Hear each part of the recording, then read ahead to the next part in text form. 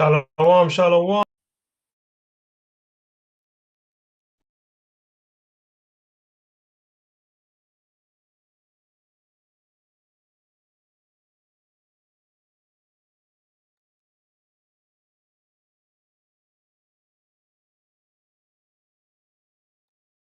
One second, family. Just trying to print something here. Shalom, no problem. Yeah, oh, can you hear me? Oh, don't worry about it. Yeah, I can hear you. No, I was saying I just sent you a message saying I'm waiting for my Zoom on my laptop is doing an update. And I just sent you a message saying that it's updating and I'll log in the moment it's finished, right? But then I thought to myself, shoot, what am I doing? I have a phone. I can just log in on my phone. So retarded. It's all good, man. So you good? Yeah, bro, I'm good. How you doing? I'm all right, man. I'm good. I'm good.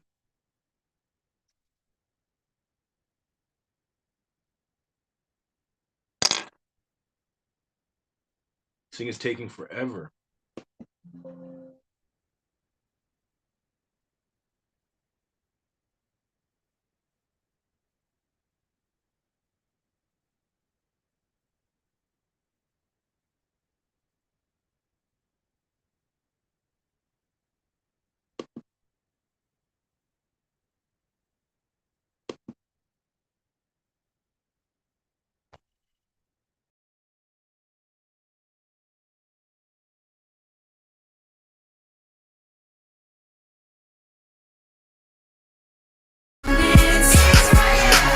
Working through the week seems I can hardly make it. New moon's coming soon, so I'm singing all praises.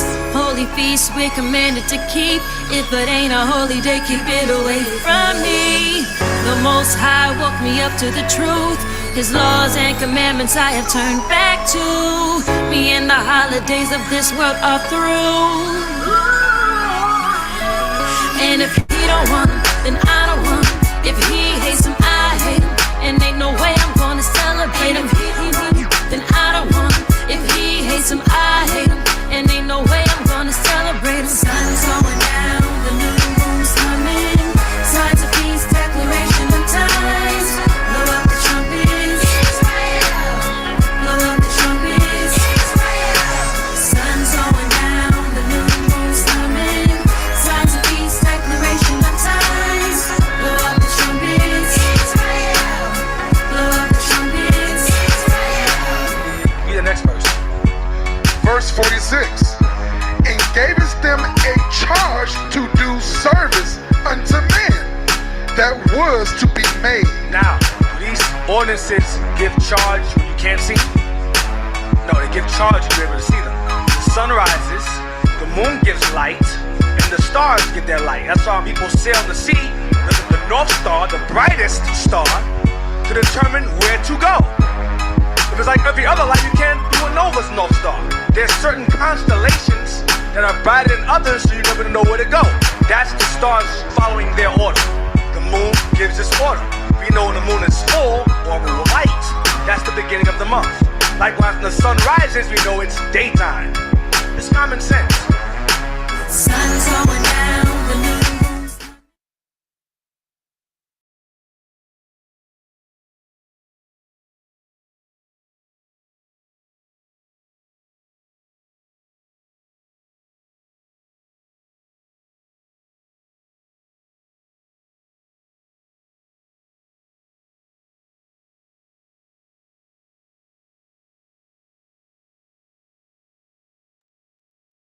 All right, all praises.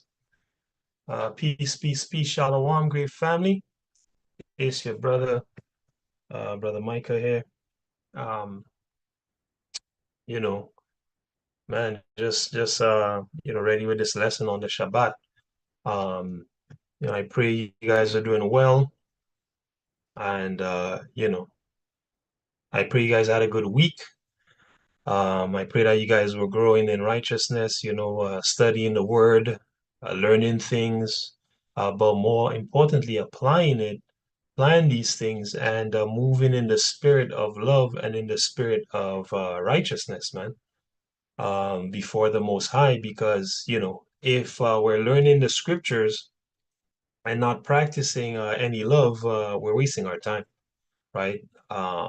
Because love is the fulfillment of the law, right? And that's Romans 13. So let's get that. Romans 13, right? And we'll read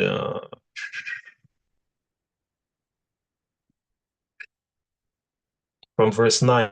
Well, this is going to be a little bit hard to read. Let me just get this here.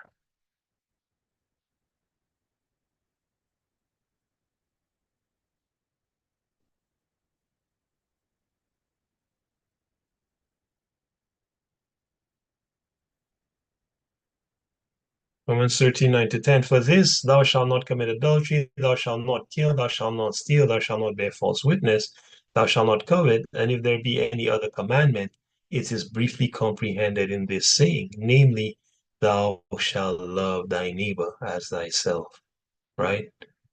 Love worketh no ill to his neighbor, therefore love is the fulfilling of the law. And Yahweh Shai came to fulfill the law. So what did he really come to preach? Oh, love amongst Israel, right? That's why he preached so much mercy and extended so much mercy to people that were supposed to die, to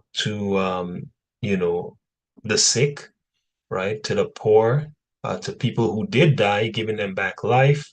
He just came with, full of grace and truth, as the word says, right? So, I pray that we've been living in that spirit for the past week as the week's been going on. And if we haven't, of course, now we have a chance to repent and start living in that spirit. So today's lesson is called, after the dedication, right? And what we're going to look at is what happened in Israel after we kept the Feast of Dedication. Was it just, eternal peace after that? And, did the Edomites just leave us alone and all of a sudden, everything was good?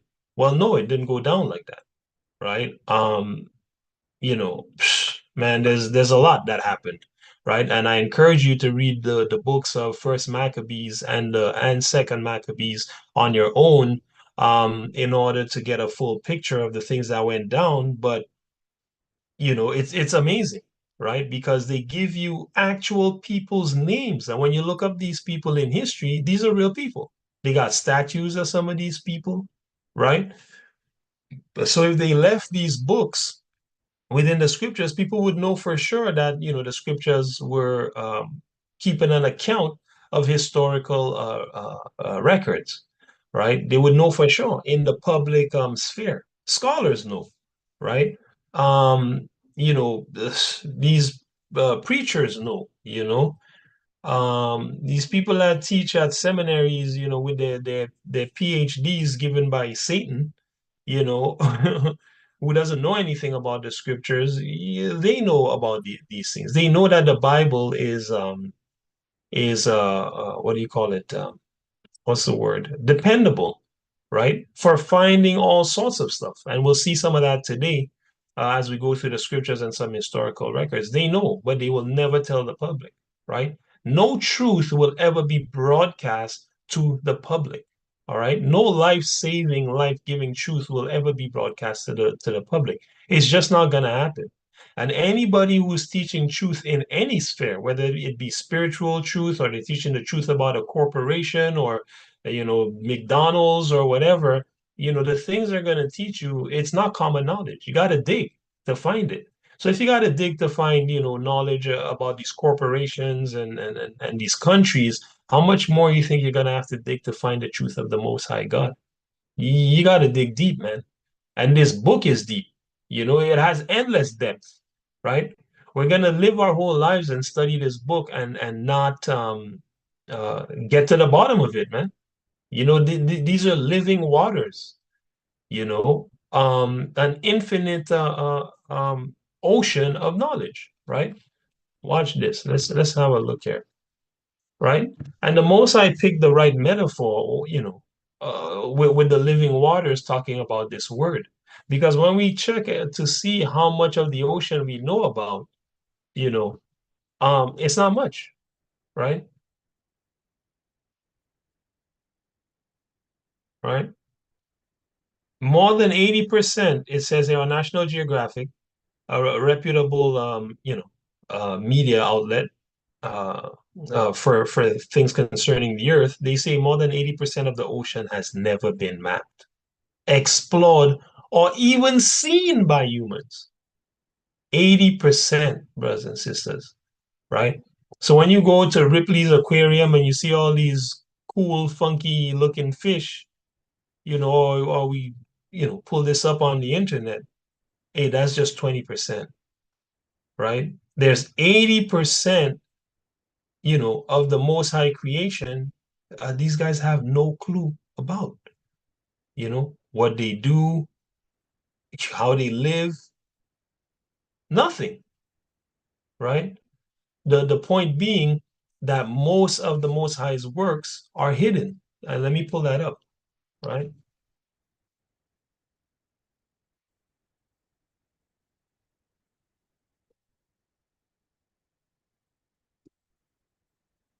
Right, give me a second.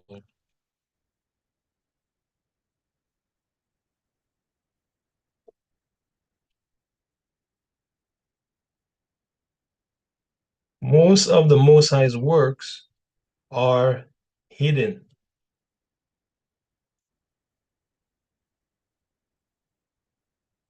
This is the book of Sirach 11 and 4. Brother Chris, are you able to read? Yes, I am. Okay, all right. Hit us with it. Sirach 11 and verse 4. What the heck? A minute. I'm just bringing it up right now. All right. Sirach and Ecclesiasticus are the same. And for those on the line, if you don't have your notebook and your pen or your pencil,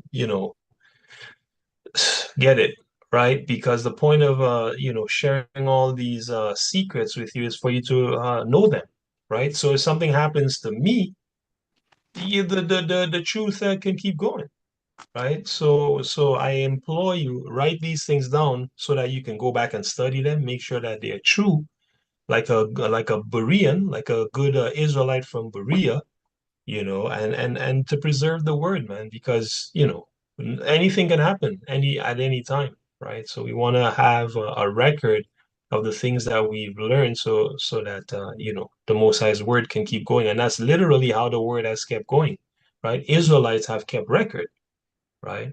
If not for that, I mean, who knows where the word would be, right? The Most High had Ezra rewrite the whole scriptures, man, because we lost it, right? It was burnt, right? So anyway, go ahead. This is the book of Sirach, Ecclesiasticus, chapter 11 and verse number 4. Boast not of thy clothing and raiment, and exalt not thyself in the day of honor. For the works of Yahweh are wonderful, and his works among men are hidden. And what? And his works among men are hidden. And his works among men are hidden. The scriptures tell you that plain, right? Right? Let me get another one, right? The hidden things, right, belong to God, right? Watch this. This is a good precept to prove, and when I say prove in this context, I mean to test whether or not you're learning from the right individuals, right, concerning God's scriptures, because pursuant to Psalm 147 verse 19 and 20, God didn't just give just anyone to preach his word. He gave it to the Israelites to preach, right? John 4:22 tells you the same thing. Salvation is of the Jews, right? Now here's a just concrete, man, a concrete third witness to these two witnesses I just gave you. Go ahead. Sorry, which verse did you want? Deuteronomy 29:29. Sorry. Deuteronomy 29:29. Yeah. The secret things belong unto Yahweh our God, but those things which are revealed belong unto us and to our children forever, that we may do all the words of this law. You see that? Right? And this book was written to the Israelites. You know, if you read Deuteronomy 27 and 1, you can pull that up and bring it out, brother. The Most High tell you, hey, all this is written to the Israelites. You know, 71? Deuteronomy 27 and 1, and you can read 28 and 1 as well. Right? Before you read that, I just want to explain to people that, hey, listen, the Most High says the secret things belong to him. But the things which are revealed, right? They belong unto us, the children of Israel, forever and ever.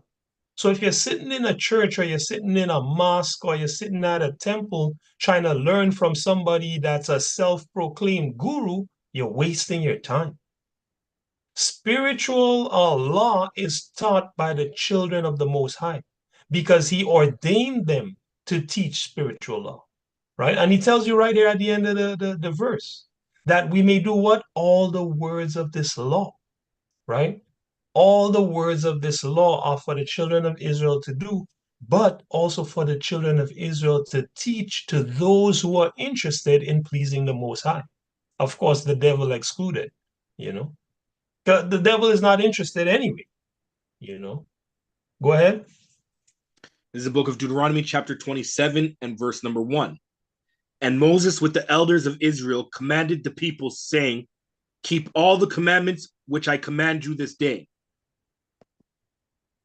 That's it, right? So Moses, Moses with the elders of what nation? Of Israel. It The wasn't elders the of elders. Israel. That's right. It wasn't the elders of the Chinese. It wasn't the elders of the Indians or the Iraqis, or it was the children of Israel, right? Our people, right? You know, right? Now go to 28 and 1. This is the book of Deuteronomy, chapter 28, and verse 1. And it shall come to pass, if thou shalt hearken diligently unto the voice of Yahweh thy God, to observe and to do all his commandments, which I command thee this day, that the Yahweh thy God will set thee on high above all nations of the earth. Right. You know, and so he was just talking to Israel in chapter 27, chapter 28. I mean, before these chapters were here, this was just all Hebrew, written.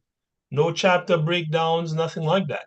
Right? So he's still talking to the same people, right? And how we can make sure of that is it tells you here at the end of 27. Go to give me verse 12 and 13, please. This is the book of Deuteronomy, chapter 28, and verse 12. No, And no, Yahweh 27. 27 and 12? Yeah, because Sorry? I want to show that in 28 he's talking to the very same people, right? When you go Okay. to 27, here's what just happened before. Before he was talking to them in 28. This is he said the scene, right? This is the what's where they're at, right? While he's telling them these things. Go ahead. This is Deuteronomy, chapter 27, and verse number 12. These shall stand Go from upon 11. Mount. Go from 11. Go from 11. Okay. Verse number 11. And Moses charged the people the same day, saying, these shall stand upon Mount Gerizim, to bless the people, when ye are come over Jordan, Simeon and Levi and Judah and Issachar and Joseph and Benjamin. Right. And these shall stand upon Mount Ebal to curse, Reuben, Gad, and Asher, and Zebulun, Dan, and Naphtali. And the Levites shall speak and say unto all the men of Israel with a loud voice. Okay, stop right there. And he goes on and says, cursed be, oh man, read that. Read that then. Verse This number is good. 15. Cursed be the man that maketh any graven or molten image, an abomination unto Yahweh, the works of the hands of the craftsman, and putteth it in a secret place. And all the people shall answer and say, Amen. Right. And he goes through, a bunch of commandments that you are not to break, you know, perverting the judgment of the stranger, the fatherless, and the widow in verse 19, right? Removing your neighbor's landmark. That's stealing your neighbor's land. The Most High said you're going to be cursed if you steal your neighbor's land, right? And he had the people say, hey, so be it. My point being, all 12 tribes of Israel were there, right? Simeon 1, Levi 2, Judah 3, Issachar 4, Joseph 5, Benjamin 6, right? Reuben 7, Gad 8, Asher 9, Zebulun 10, Dan 11, and Naphtali 12. Okay, and then he goes into Deuteronomy 28 and tells them if they keep his commandments, he's going to put them all above all nations. And we know the classic, if they don't keep it, they're going into slavery, right? In verse 68 and 45 to 48 as well. Okay.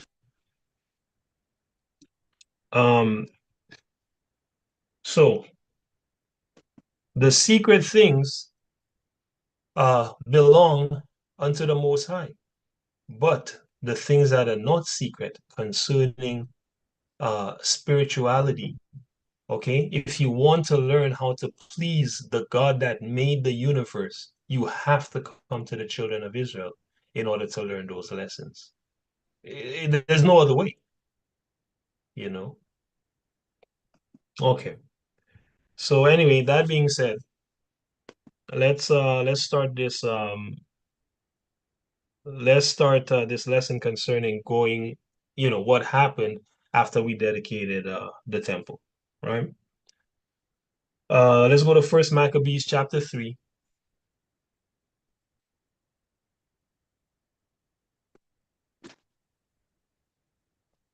This is a book of starting from what verse? From the beginning? We'll read 38 and 39, right? So what we're gonna see here is Antiochus, who is the evil man that was oppressing our people and trying to make us extinct, right? He was an evil Greek man, right? A so-called white man who was trying to wipe us out as a nation, right? His name was Antiochus. Antiochus Epiphanes the fourth. Here he is. Okay. I mean, this is not a made up story, man. These are real people, right? And holy people are not gonna be occupied in writing down lies, man, regardless of what these so-called historians want to say, right? Because they write lies down about their people, right, in order to make themselves look favorable, right? So what they're really doing is projecting their own mind onto us, the righteous people, the priests of God, who are told not to lie, man, right? We tell the truth, especially in the Holy Book.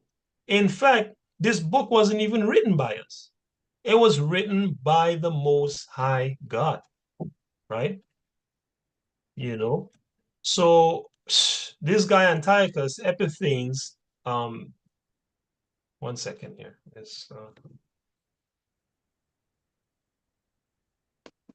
I just want to get that.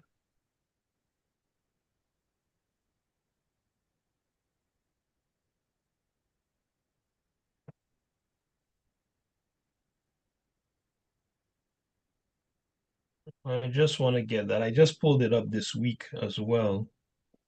Let me see if I can get that for you guys real quick.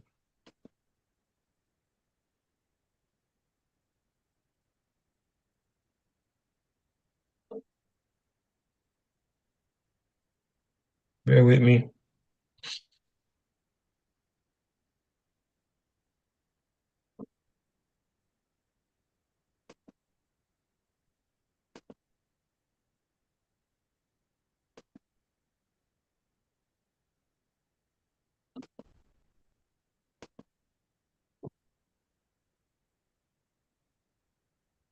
One second.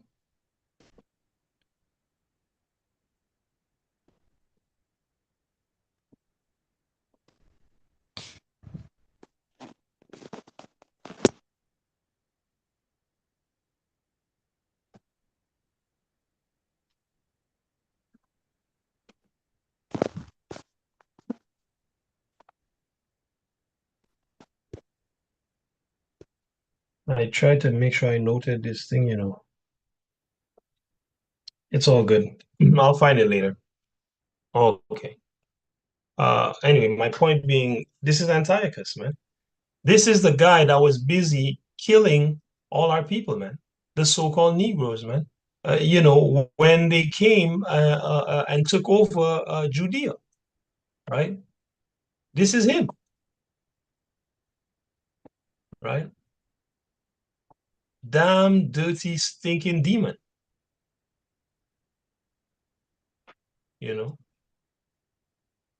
So, you know, he was fighting against us, and we defeated him and cleansed the temple. And so we're starting to read about, you know, basically what happened after that. So go ahead, brother. Starting from 38. This is the book of First Maccabees, chapter 3 and verse number 38.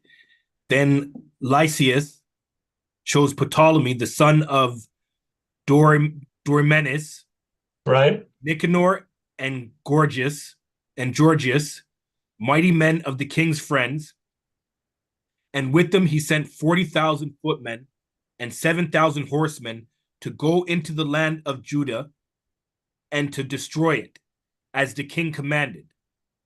So they went forth with all their power and came and pitched in Amos in the plain country. And the merchants of the country, hearing the fame of them, took silver and gold very much with servants and came into the camp to buy the children of Israel for slaves.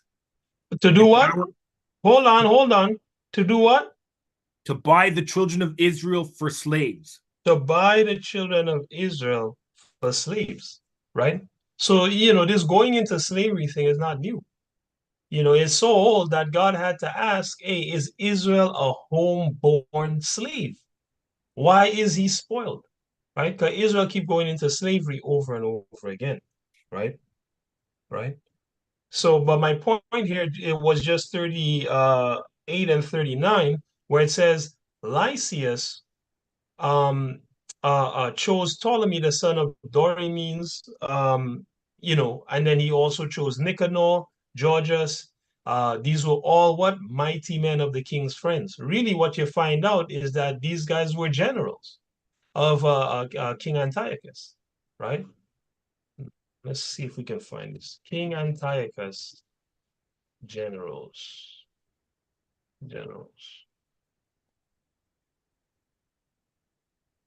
Well, I think it's the fourth here.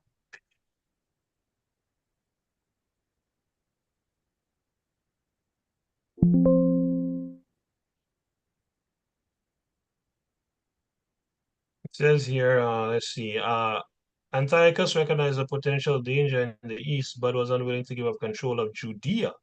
See that? He sent a commander named Lysias to deal with the Maccabees while the king himself led the main Seleucid army. That's a Greek army, okay? Off of one of the generals of Alexander the Great, man, who everybody knows is a real person. Esau can't stop boasting about Alexander the Great. This is one of his generals, right? And their posterity are going down, right? So Antiochus, you know, he sent his commander named Lysias, right, to deal with the Maccabees, okay? And this is not their names. Maccabees is just a title, okay? It means the hammer because we didn't have last names, okay? We just identified, you know, if my name was John and your name was John, you'd be John the son of so-and-so, and I'd be John the son of so-and-so. Or I'd be John the Black, and you'd be John the carpenter or something like that, you know? They would give you a title, a nickname, if you will, right? Says while the king himself led the main Seleucid army against the Parthians, okay? So the king was out in the east trying to conquer land, all right? So he sent his general Lysias to come deal with us and eradicate us from the face of the planet, right? It says Antiochus had initial success in his eastern campaign, capturing King Artaxias and reconquering Armenia. Okay, his campaign went through Ecbatania. He attacked Persepolis, being driven off by the populace. on his being driven off by the populace. And we're going to learn about this in the scriptures. It says, on his return home, he died in Isfahan in 164 BC. Now, if you read Second Maccabees, which I have in the supplemental notes of this lesson, I'll put it in the description. It tells you the kind of death that this man died for all the wickedness that he did against us. The Most High had this man die like a zombie, man. He had some kind of flesh-eating disease. That's how he died. He rotted from the inside out, where the people that were carrying him around couldn't even stand his stench, right? That's how the Most High dealt with this guy for all the Israelites that he killed, right? It says various religious explanations exist of Antiochus' death, and so on and so forth. I just want to see if they have his generals here. I just want to see if he has his generals here.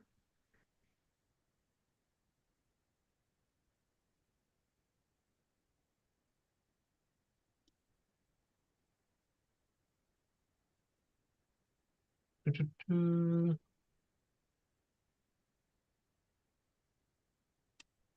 a second.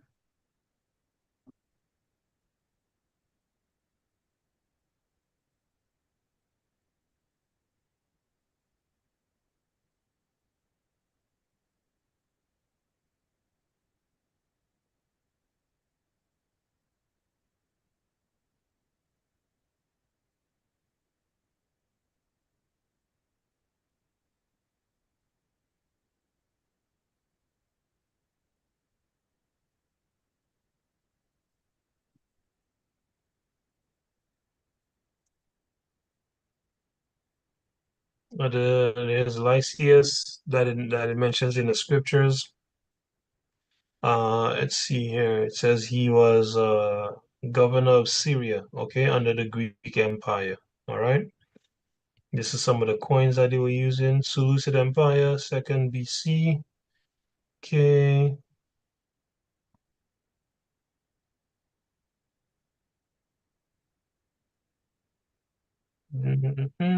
Antiochus left Lysias in charge. Lysias also took guardship of Antiochus' son, which we know, including the books of this. All right, here we go.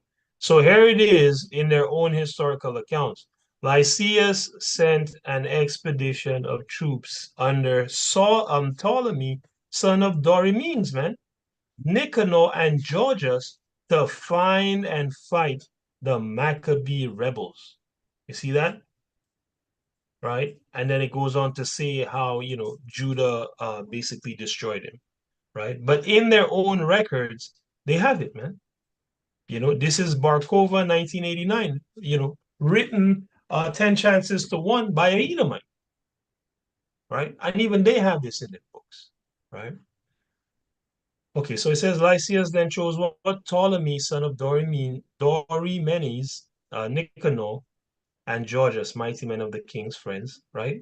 And it says with them he sent forth 40,000 footmen, 7,000 horsemen to go into the land of Judah and to destroy it. As who commanded? As the king commanded. All right, so that's what Antiochus wanted, to destroy the people in the land of Judah. All right, that's what he wanted. Okay, let's go to First Maccabees chapter 4.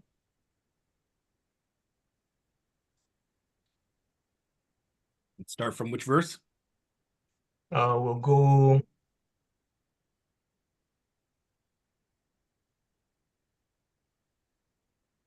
I will read verse 1, then we'll go from verse 5 down to 15, and I'll tell you the rest after. Okay. This is book of First Maccabees chapter 4 and verse number 1. Then took Georgius 5,000 footmen and 1,000 of the best horsemen and removed out of the camp by night. So stop right there. Remember, they came in with 40,000, right? They came in with 40,000 to kill us all, right? With these generals, Georgius,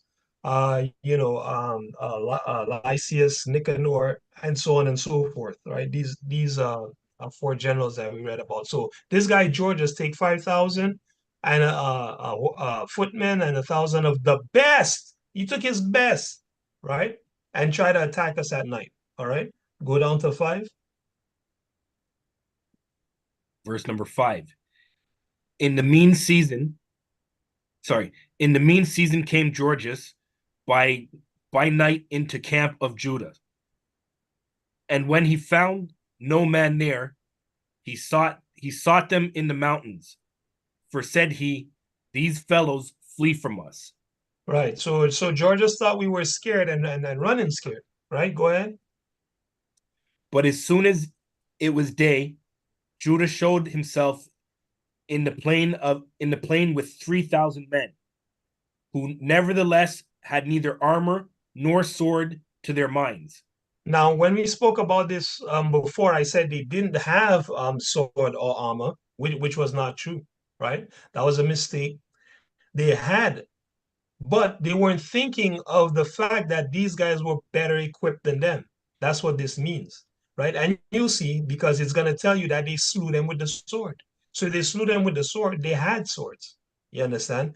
But they were not thinking, hey, I only got this little machete, that I or this sickle that I use to, chop down my corn. They weren't thinking that. They're like, hey, I'm gonna kill these guys, man. It doesn't matter if I'm walking here with a butter knife.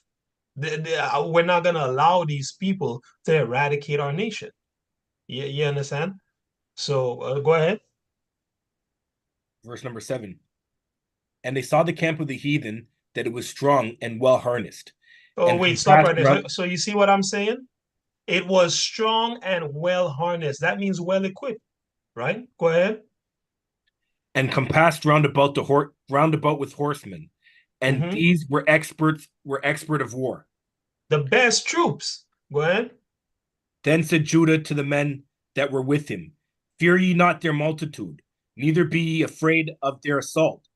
Right. Remember how our fathers were delivered in the Red Sea when Pharaoh pursued them with an army? Yeah. So Judah is like, hey, listen, don't worry about all of this. Pharaoh had chariots and javelins and bows and arrows, right? Hey, were our fathers delivered from these guys with their huge army? All right. And we were there slaving and farming. We don't have the best weapons, right? We got the machete, we're working with the sickle, we're working with the butcher knife, the carving knife. These are the tools we're working with. Hey, but somebody's got to die, man, because you can't spill the blood of the innocence of the Most High without reprise.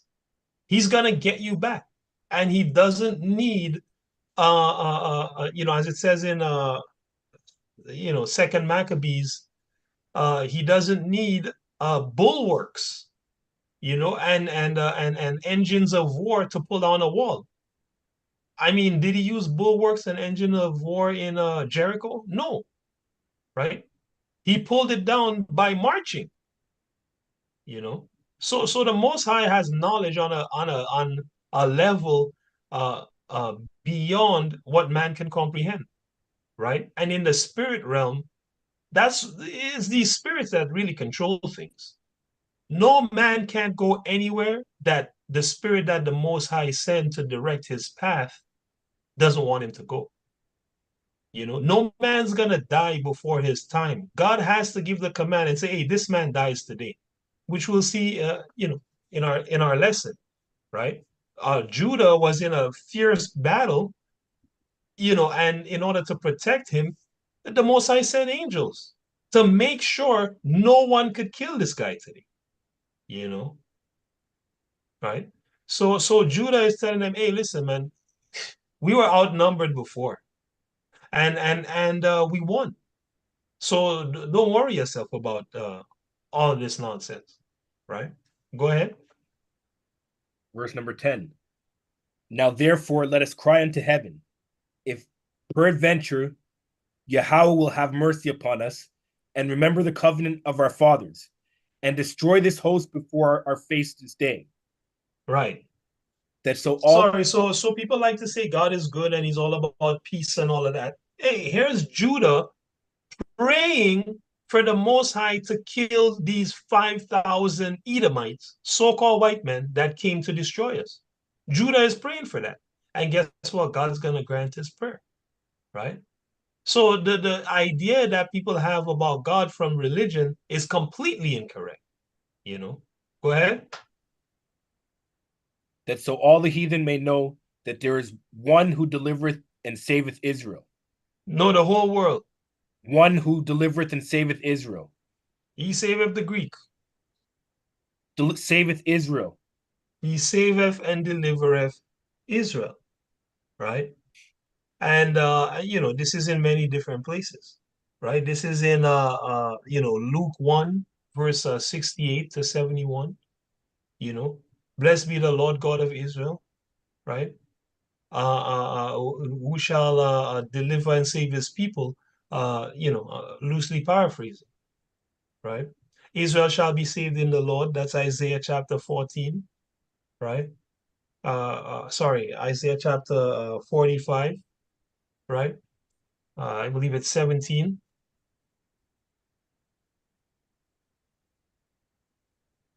Yeah. Israel shall be saved in the Lord with an everlasting salvation. You shall not be put to shame or confounded to all eternity. Okay. So the church is lying to you. The state is lying to you. God is not with the we're all one doctrine. That's a doctrine pushed by the so-called white men, right? And you can read about that in First Maccabees chapter 1, the 41st verse. All right. So go ahead, brother. Verse number 12. Then the strangers lifted up their eyes and saw them coming over against them. Mm-hmm. Wherefore they went out of the camp to battle. But they that were with Judah sounded their trumpets. Mm-hmm. So they joined battle, and the heathen, being discomfited, fled into the plain.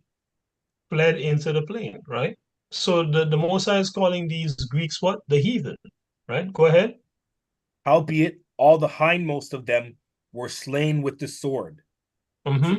For they pursued them unto Gezerah, and unto the plain of Idumea, Mm-hmm. and Azotus, Mm-hmm. and Jamniah, so Mm-hmm. that there were slain of them upon a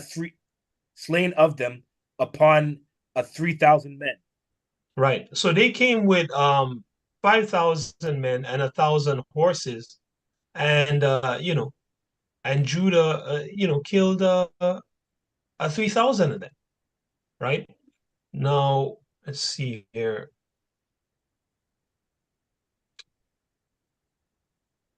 I think it's in Second Maccabees. It tells you he had uh he had 1,000 men with him, right? So Judah, only used 1,000 men to kill these 5,000 3,000 men. That's mighty, right? Oh, let me see what else I got here.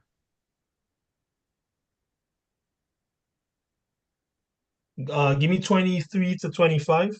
So I'm just quickly going over the battles that we fought just before dedicating the temple. Then we're gonna look at what happened after we dedicated the temple, right? And sort of what that means for us today, right? Go ahead. The book of First Maccabees, chapter 4, and verse number 23.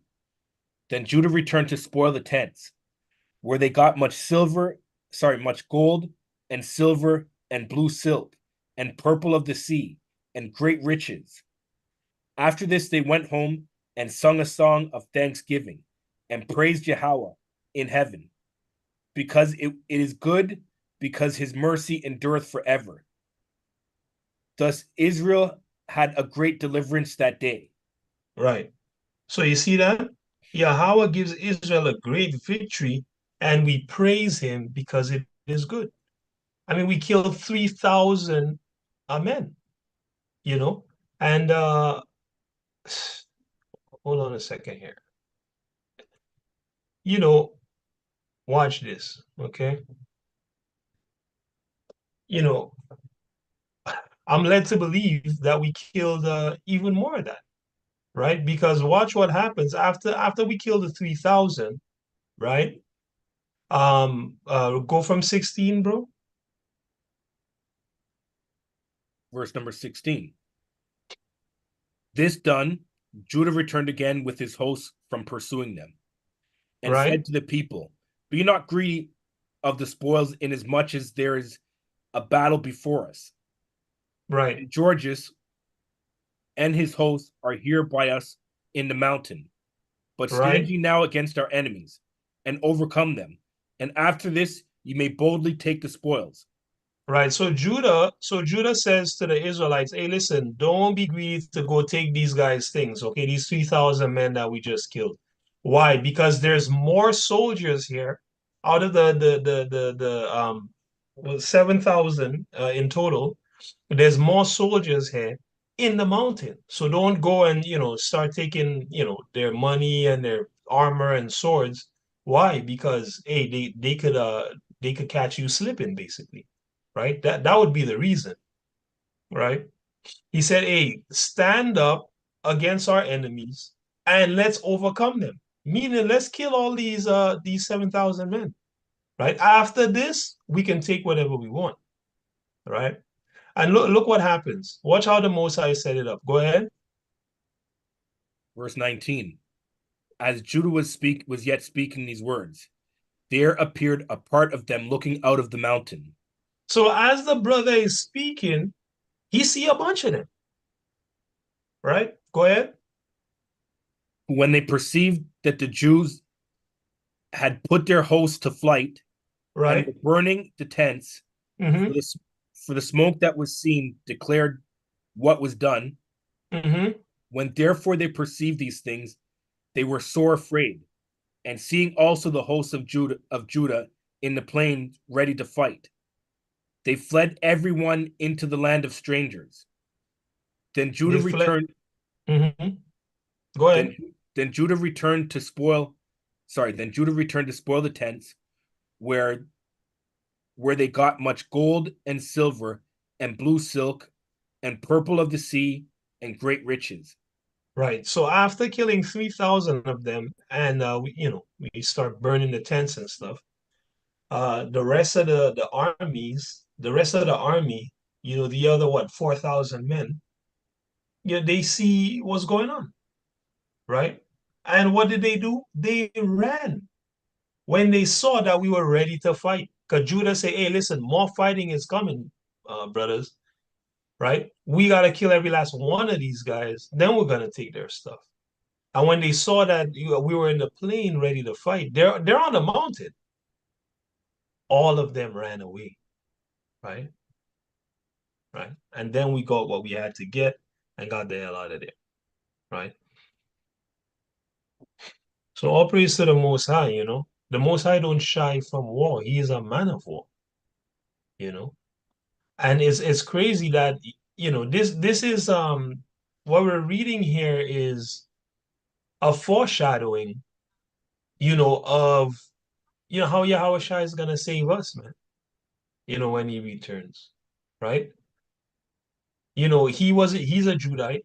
Yeah, this guy's literally named Judah, and he's slaying army after army, right, of the Greeks to save Israel from death, right?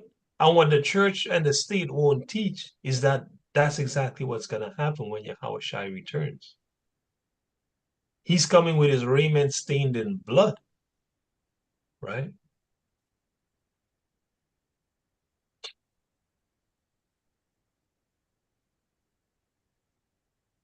Right? Because he's coming for war, you know. So Revelation 19 and 13. I'll go from let me see.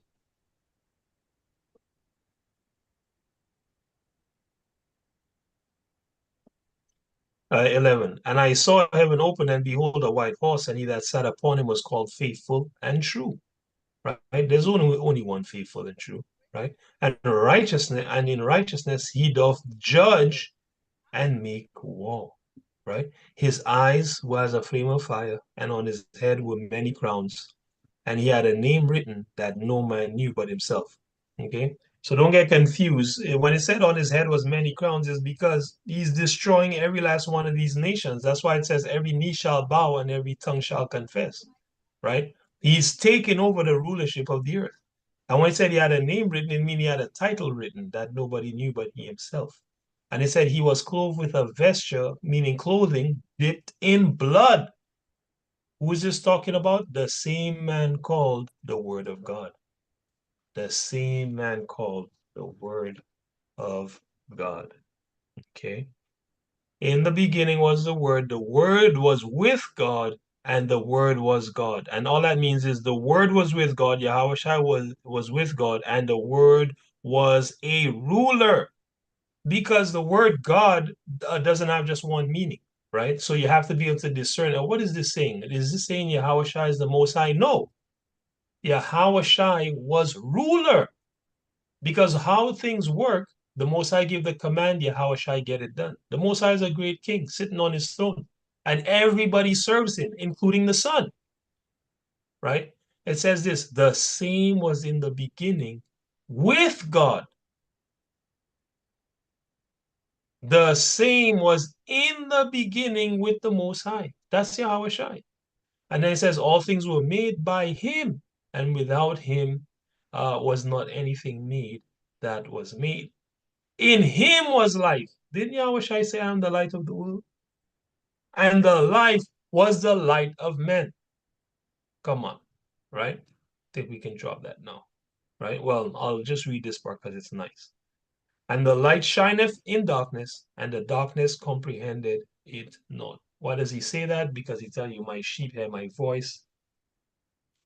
And if you're not his sheep, you're not going to comprehend the light, right? He also told his disciples, I speak in parables so that these guys don't get it, man. That's why I speak in parables, right? Because I don't want them to get it. Why wouldn't he want them to get it?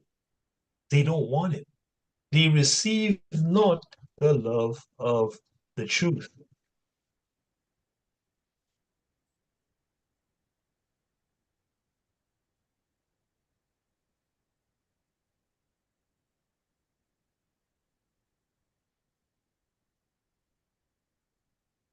Right? 2 Thessalonians 2:10. Talking about the man of perdition coming and deceiving the whole world. Why? With all deceivableness of unrighteousness in them that perish, because they receive not the love of the truth. That's why men perish. They don't love the truth. They rather hear lies, right? And if you don't love the truth, you cannot be saved, right? So for the Christians out there keeping Christmas and trying to worship the Most High said that's a sin. If you don't believe that, guess what? You don't believe the truth and you will not be saved. Yahweh Shai, the Messiah, is a black man. If you don't want to believe that, God is a so-called black man, right? He has curly hair, woolly hair, made us in his likeness. Yahweh Shai has, it tells you the man's dark like he burned in a furnace, right? The scriptures also tell you Yahweh Shai, the Most High look like Yahweh Shai, right? Because when the disciples say, hey, show us the Father, he said, you've seen him already, right? And don't we look like our fathers? Come on, family, right?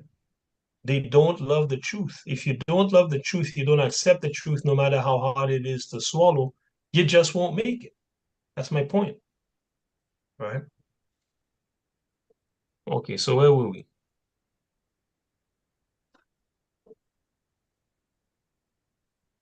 Let's see. Okay, let's go back to First Maccabees chapter 4.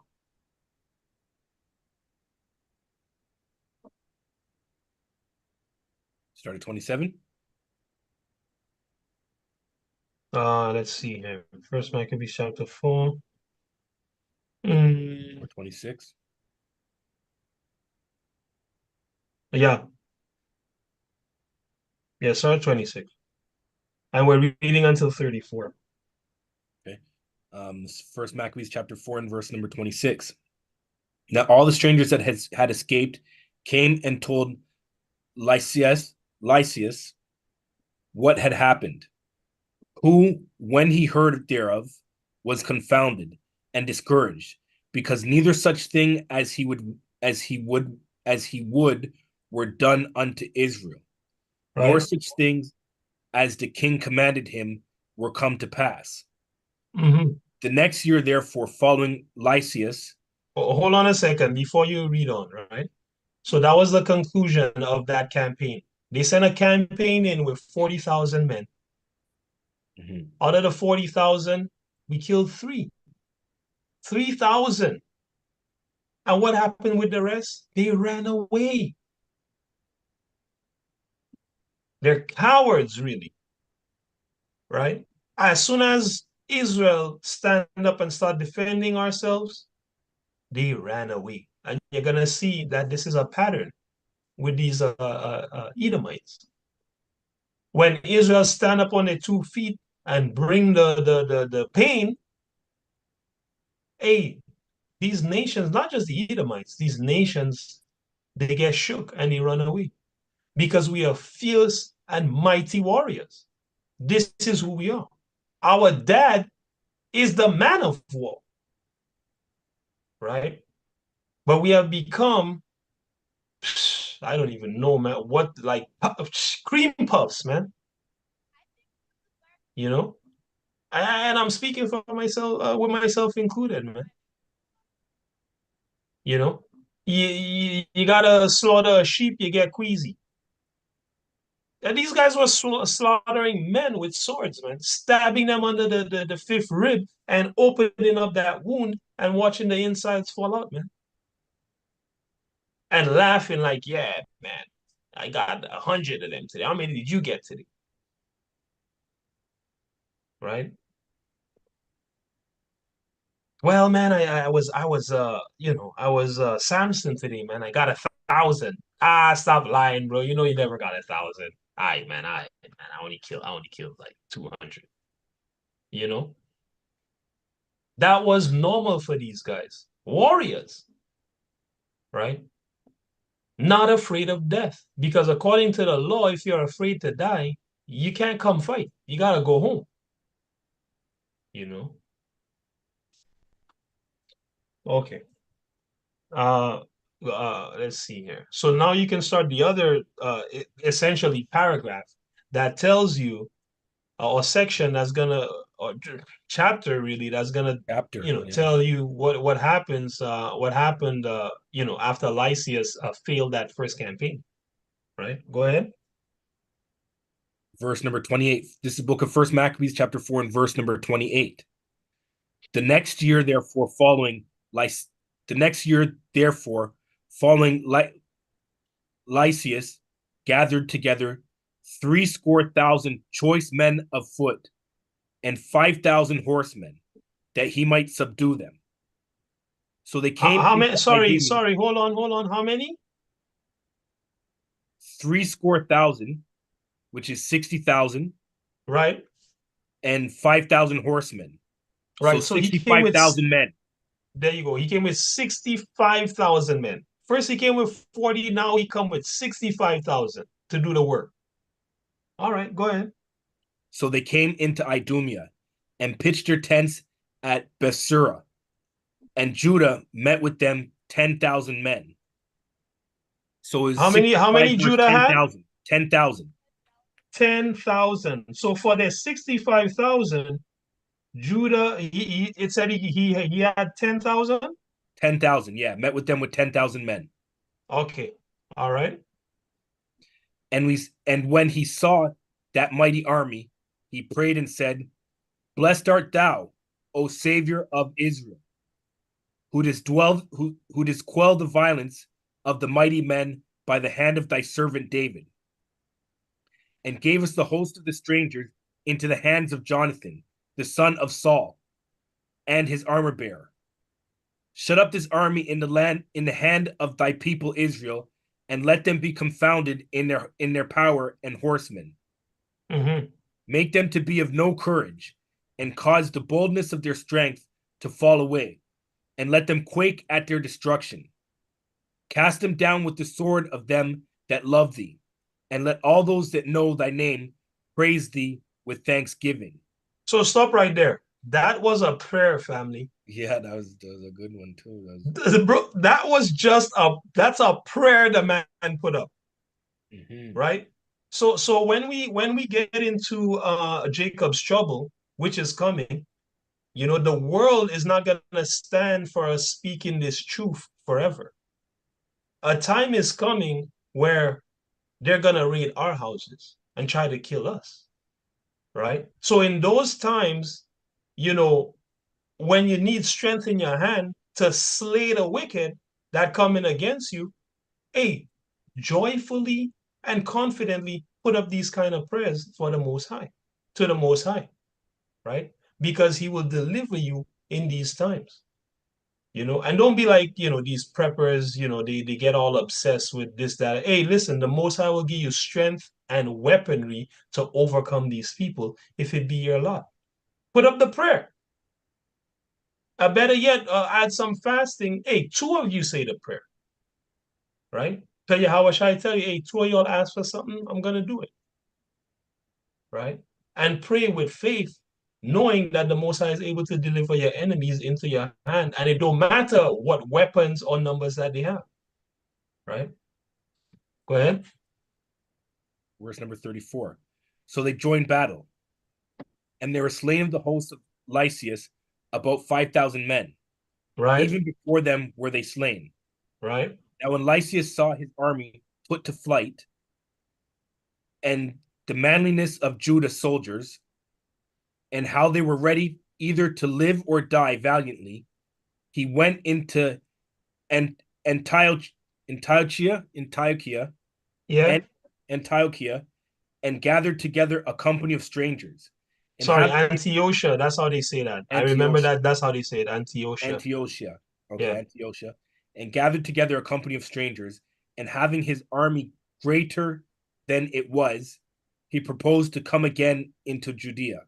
Right. So he comes with 65,000 this time, right? We come with 10. These guys have almost 7 times the number of soldiers that we have. And when 5,000 of them die, everybody run away. You see what's going on here? They bring in the big numbers to show force, hoping that we cower. But as soon as they start getting slayed, the cowards turn tail and run. Right? Go ahead. Verse 36. Then Judah said to his then said Judah and his brethren, behold, our enemies are discomfited. Let us go up to cleanse and dedicate the sanctuary. Right. So they brought that 65,000 again to just crush us, and keep us out of Jerusalem and keep us from, keeping the commandments of the Most High God, as we read about in First Maccabees, chapter 1, right? Last class, right? So the brothers, hey, when they see that, hey, listen, these Edomites are out of here. They all ran away. I know it's not just Edomites, because in 35 he tell you they had strangers with them, right? So after we destroyed them in that battle, what do you call it? The brother said, "Hey, listen, man, let's go and cleanse and dedicate the sanctuary, right? All praises, right?" Let me see here. I just want to check something.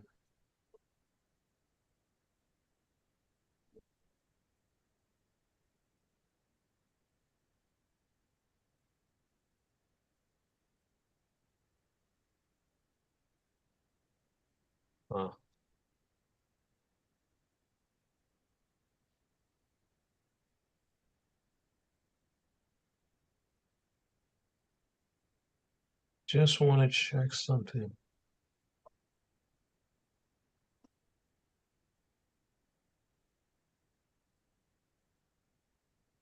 So we defeated Georgius. Was that just Georgius? No, was that just Georgius? No, I No, think we Georges just hasn't come back yet. okay. This time Lysis came back. Okay, so Him because himself. they actually in the historical record have the names of these various battles, right?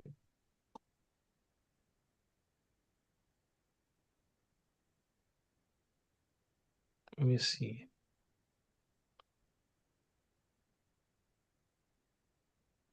One second. Group supposed to solicit rule while unable to directly strike solicit power. Judah's force could maraud the countryside. Okay, Judah campaign in the countryside became a full-scale revolt. They used guerrilla tactics, emphasizing speed and mobility.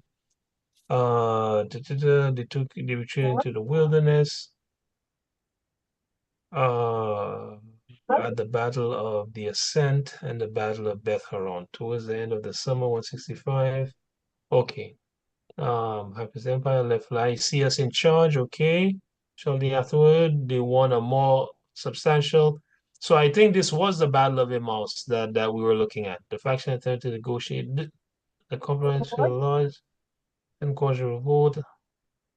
There's a different thing. Oh, okay. So let's see here. Let me have a look here. Whoever just came on the line, you might want to mute your line, okay?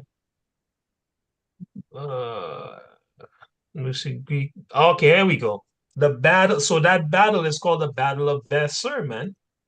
The Battle of Beth Sur, October 164 BC. How can these people say the Bible is not real? It's written in your records. When you ask about, Georgius, Lysias, right? It tells you these guys died fighting the Maccabees. So hold on, they died fighting an imaginary friend that was written in a book, right? No, man.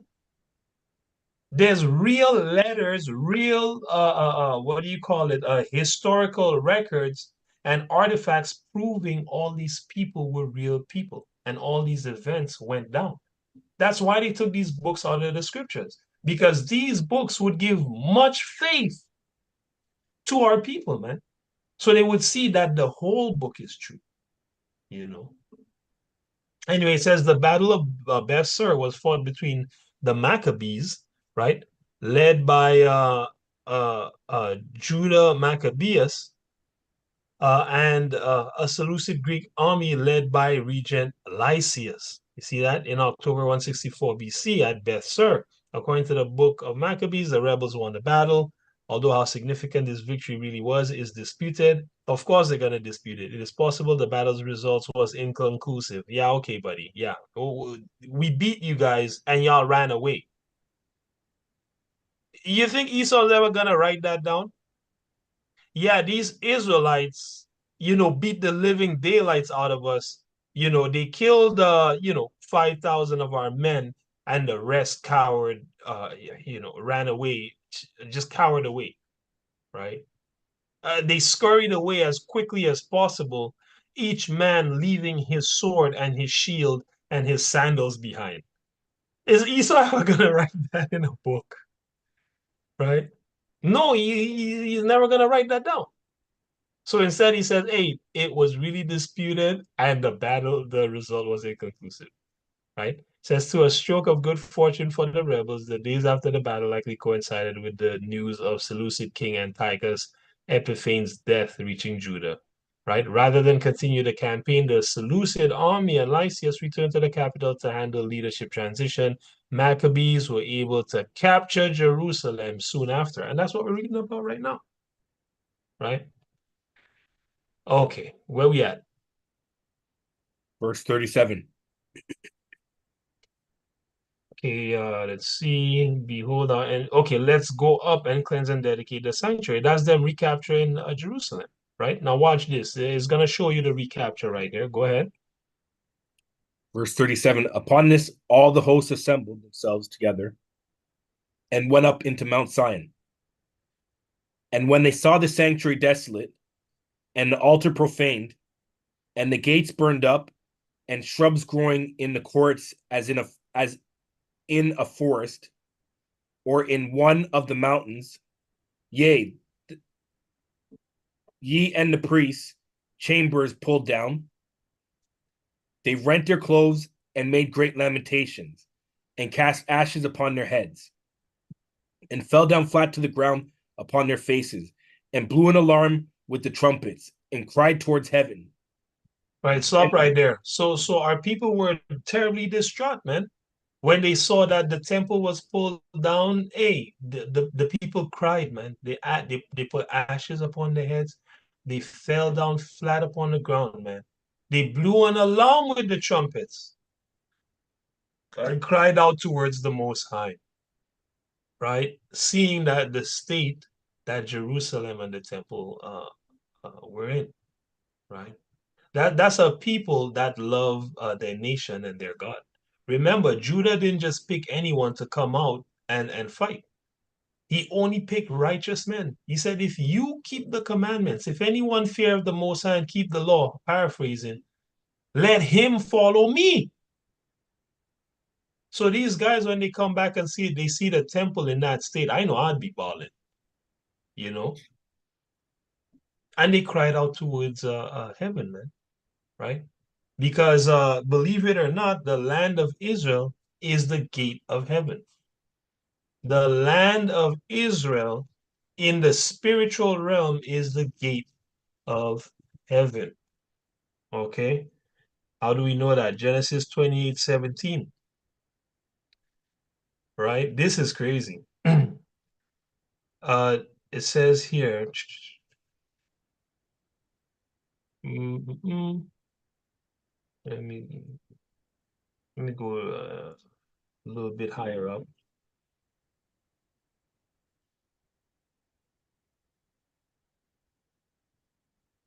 From 10. It says, and Jacob went out from Beersheba and went toward Haran. And he lighted upon a certain place. So he reached a certain place, okay? And tarried there all night because the sun was set. And he took up the stones of that place and put them for his pillows and lay down in that place to sleep. He's in a certain place, watch this. And he dreamed, and behold, a ladder set up on the earth. Right? Now, if you know anything about the spirit realm, when you dream, that's when the Most High gives you visions, because you're in the spirit. You're able to go back and forth in time anywhere, really, right? Your spirit can go anywhere when you're sleeping, right? So that's why he gives visions in your sleep. And sometimes your dream is so vivid, you thought you were in a real place. You thought it was real, but alas, you were dreaming. And that's happened to me a couple times in my life, right?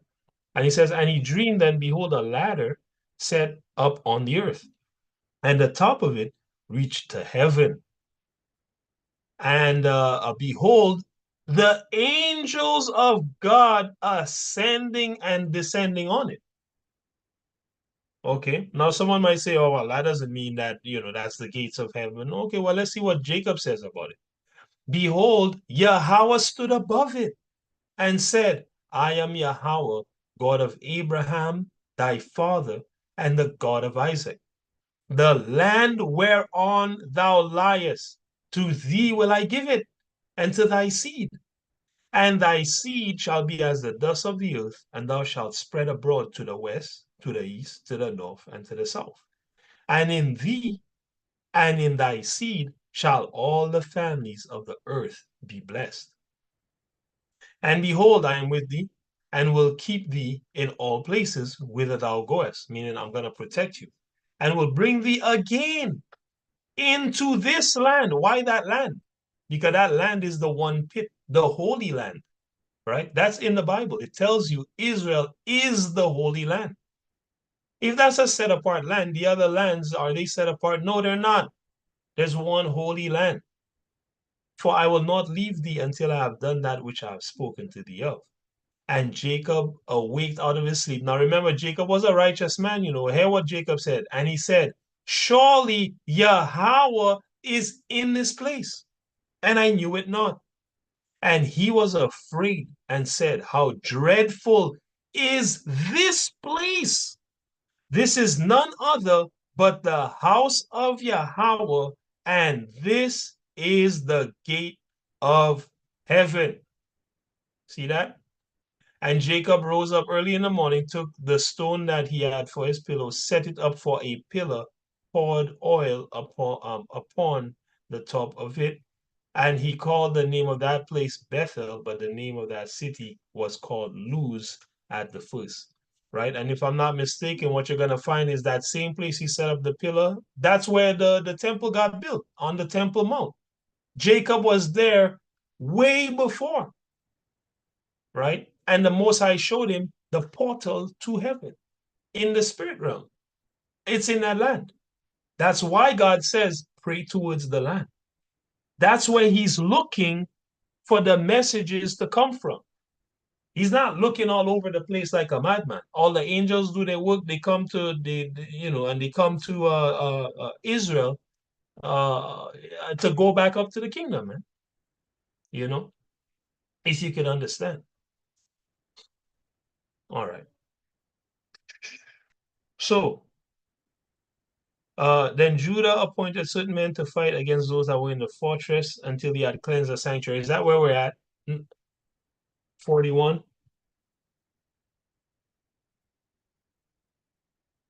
Brother Chris. Yes, that's Let's go back to First Maccabees 4. Yeah, is that where we're at? 41. Yep, 41. Okay. Yeah. Okay, bring that out because I have two things I want to show concerning that. Okay. This is the book of First Maccabees, chapter 4 and 41. Then Judah appointed certain men to fight against those that were in the fortress until he had cleansed the sanctuary.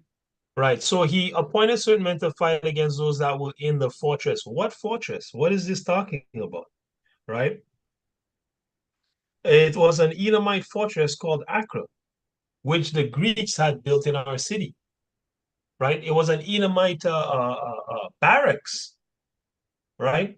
Now, where else have I heard about a certain nation building barracks, which is basically army bases, in countries to keep them under control? Right? Who does that? Which other nation in the world, or which nation in the world, I should say, because not another nation, it's these same people's what do you say, descendants, using the very same tactics. They set up fortresses or army barracks in your lands and in your countries to keep you under control, right? Let's look at the what fortress this was, because when you look in the historical record, they tell you, hey, listen, they found this place, right? Says the Acra, also spelled Akra, was a fortified compound in Jerusalem built by Antiochus Epiphanes, who we're reading about right now, right, in the book of Maccabees, ruler of the Seleucid Empire, all right, following his sack of the city in 168 BC. So that's when they came and they hung the kids and killed the women and the children and just slaughtered everyone, made a great massacre. In 168 BC, it happened. We have the date. It says the fortress played a significant role in the events surrounding the Maccabean revolt, right? And the formation of the Hasmonean kingdom. It was destroyed by Simon Thassi during this struggle. To consolidate his hold on the city, monitor events on the Temple Mount, watch this, and safeguard the Hellenized, which is the Greek, faction in Jerusalem, Antiochus stationed a Seleucid garrison in the city.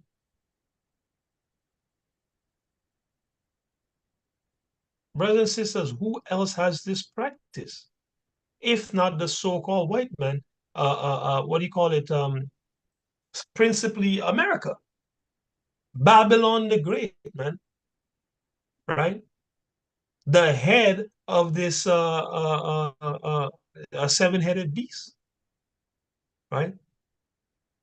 The eighth that cometh out of the seventh and goeth straight into destruction. All right. It says a garrison from the French garnison itself, from the verb garnir, to equip, is any body of troops stationed in a particular location, originally to guard it. Okay, so how many army bases does America have? Or let me just say, who has the most army bases in other people's countries? You can't make this up, man. The United States has military bases in 85 countries and territories, right? i.e., outside its 50 states and the District of Columbia. So they got 50 states in North America and 85 countries and territories worldwide, man. Countries with US bases include Aruba and so on and so forth, right? From infographic here in AlJazeera.com, which is a very reputable news outlet. It's so reputable that I believe they killed one of the principal reporters or the owner because they were reporting the truth concerning the war. They killed him and his family, right? And you can look that up and get the details. I might be misquoting exactly who they killed, but some very important people at Al Jazeera died, man, killed by America, you know? And I'm not shy to say it, right? The beast killed them, right? Because these guys kill in secret and in the open. And the more important you are, the more secret the plot to kill you, right? Which is why Psalm 83 tell you the principal man plotting to kill the Israelites is the Edomite. It mentions him first, right? Having taken crafty counsel against God's people, right? And what's more crafty than putting yourself as the holy people and telling the world that we're just niggers and hoes, man, and pimps, young pushers, you know, and we're all one, you know. U.S. military presence around the world. The U.S. controls about 750 bases, 750 in at least 80 countries worldwide, and spends more on its military than the next 10 countries combined, family. So, I mean, you know, I mean, I'd be hard pressed to find somebody else to point at, right? Okay, so that's this on that. Let's go back to Accra, right? Give me 1 second here.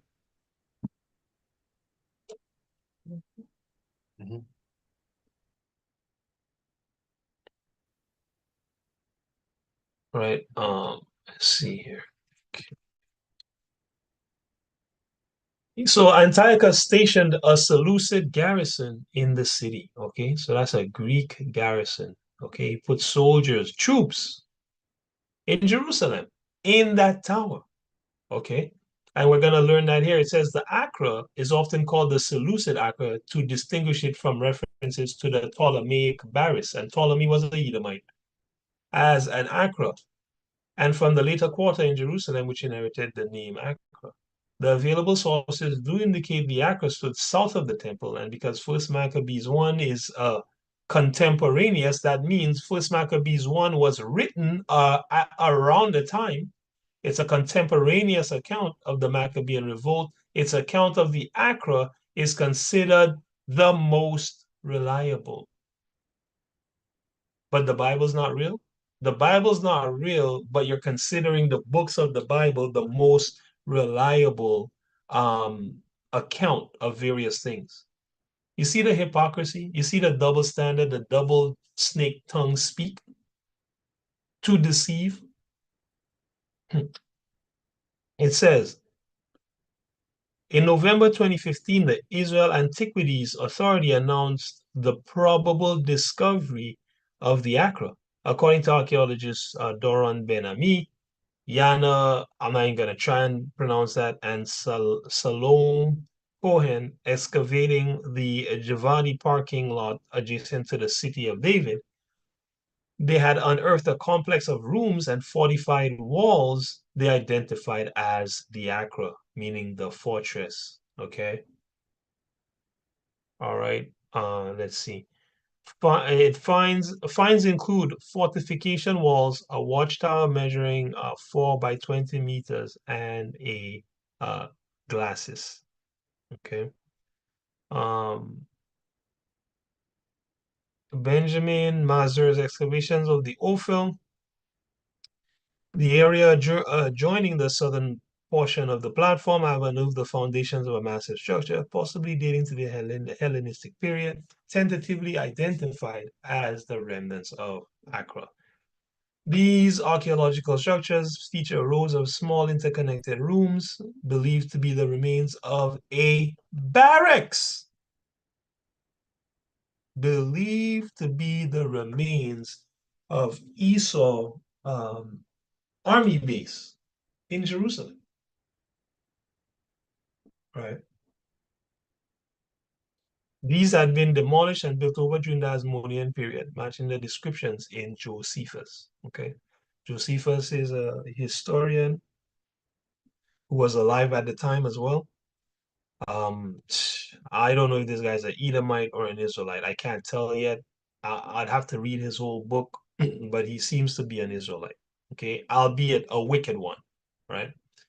The Hasmonean constructions were in turn flattened to create a public square fronting the main gates to the temple platform during the Herodian renovations. Okay, that's one account. Let's look at another account here.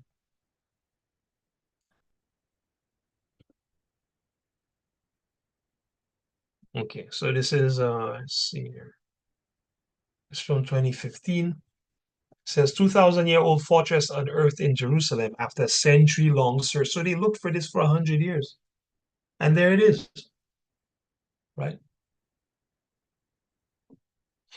Accra fortification built by Hanukkah villain Antiochus IV Epiphanes. I mean, Esau tell you straight. Maintained Seleucid Greek control over the temple until its conquest by the Hasmoneans in 141 BC. All right. So we're not going to read this whole account, but I mean, there it is. Esau's army base, man, to keep his boot on your neck. Right. Yeah, that's it on that. So that's the fortress, right? So Judah appointed certain men to fight against that fortress that we were just looking at, right? Until he had what? Cleansed the sanctuary, right? So remember, they put that fortress there in order for that fortress to enable them to control us in Jerusalem. So once we ran them out of the fortress, then we were good and we could, go and cleanse the sanctuary and do our offerings and all the other things that we needed to do, right? So jump down to 57, bro. Oh, your mic's on mute. This is the book of First Maccabees, chapter 4, and verse number 57. They decked also the forefront of the temple with crowns of gold and with shields, and the gates and the chambers they renewed, and hanged doors upon them. Thus was there very great gladness among the people, for that the reproach of the heathen was put away. Moreover, Judah and his brethren, with the whole congregation of Israel, ordained that the day of the dedication of the altar should be kept in their season from year to year by the space of 8 days, from the 25th day of the month Caslu, with mirth and gladness. And that time also they builded up the Mount Zion with high walls and strong towers round about, lest the Gentiles should come and tread it down. Lest the Gentiles should come and tread it down before them. Tread it down as they had done before. Right. And they set there a garrison to keep it, and fortified Beth Sura to preserve it, that the people might have a defense against Idumea. Right, that the people might have a defense against Idumea, right? So, this is a good precept because, uh, you know, we were fighting the Greek the whole time, but the most I tell you straight, hey, listen, it's Idumea that we were fighting, right? Edomites, right? We set up everything after we cleansed the temple and kill them and get them out of that those barracks. We set up everything after that to have a defense against the Edomites, right? The Most High come there and call them the Edomites. So there's no question about who these people are, right? And that's just, uh, a model basically of the temple that they have in the museum in Israel. Okay. Now, is this 100% accurate? No, right? But this is just to give you an idea, you know, of the general shape and structure, of the temple. Okay. Right. Let me see if I can find a better thing.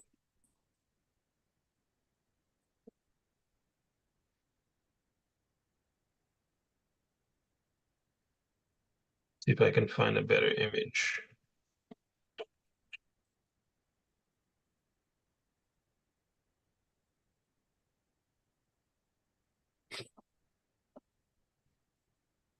Yeah, well, that's the best they got. That's the best they got.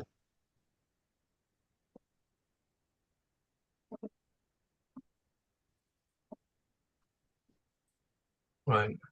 Okay.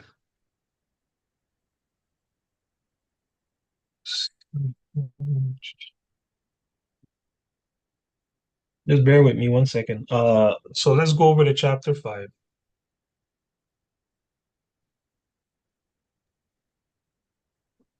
Right. Actually, I just want to run downstairs to grab a glass of water. So let's take a quick break, like a 2-minute break. I'm just gonna throw on a tune here and go grab a glass of water. Okay.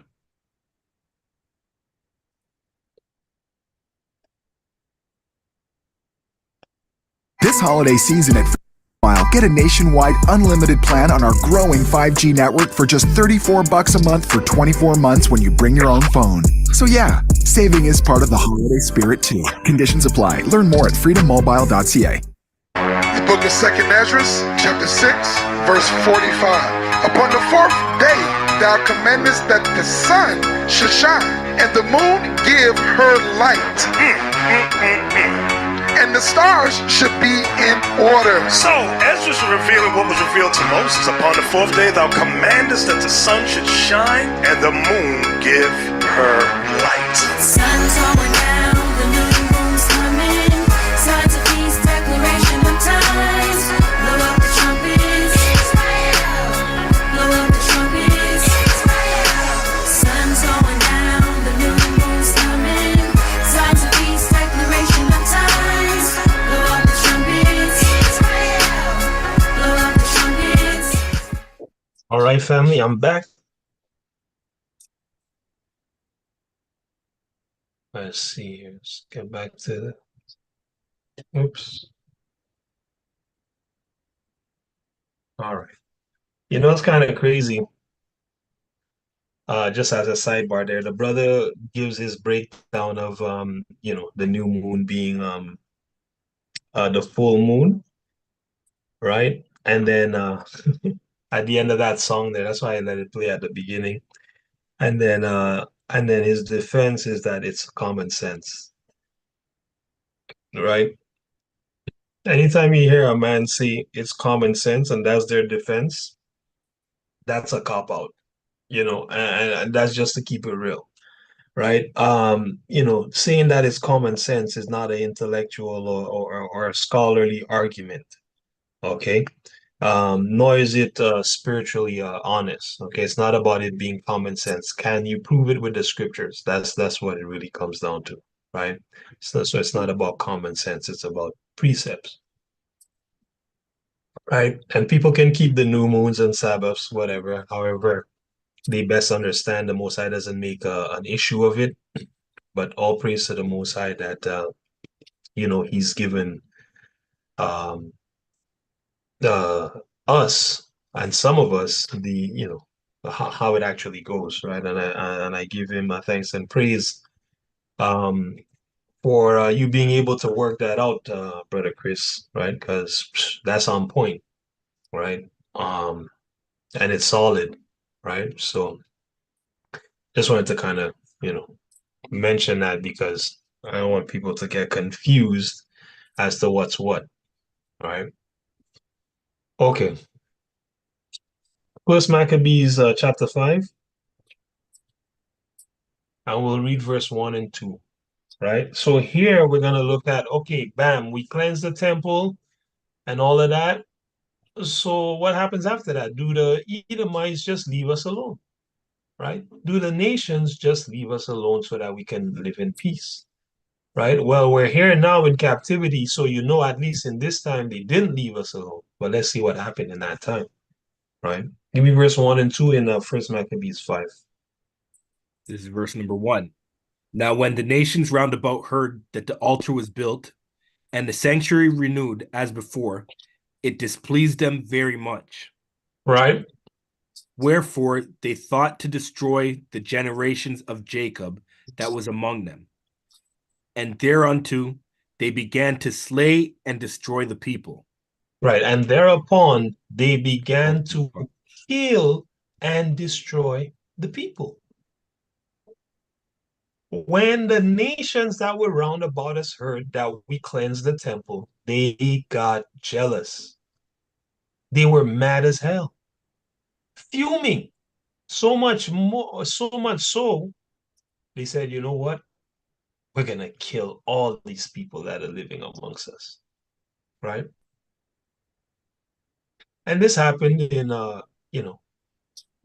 many times in history, right? Emperor Nero went about to slaughter us, right?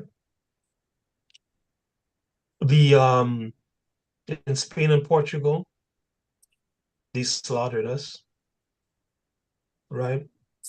Here in America, we've been slaughtered. It's just slaughtering because of jealousy, man. Because we are the holy people and they're not,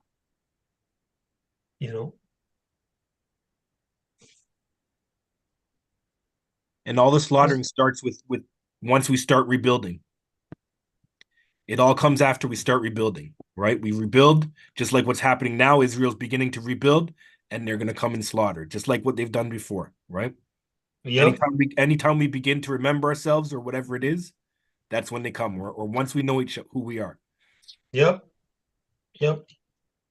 That's when they come, right? It's just crazy, man.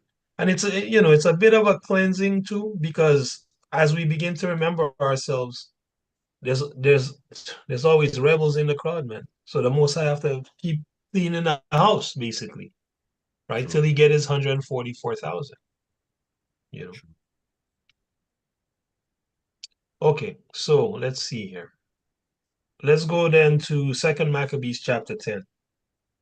And if I remember correctly, man, this is a mean chapter. Just so much detail. You have to read this. You guys got to read this for yourself on your own time. Read, listen, take it in, man, however you can. Because this Second Maccabees is just so amazing, so rich, detailed. It's awesome.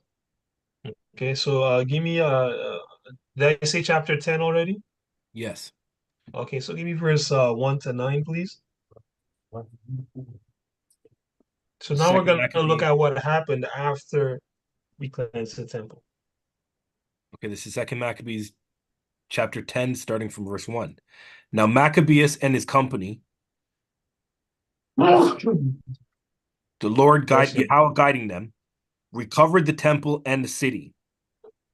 But the altars which the heathen had built in the open street, and also the chapels, they pulled down.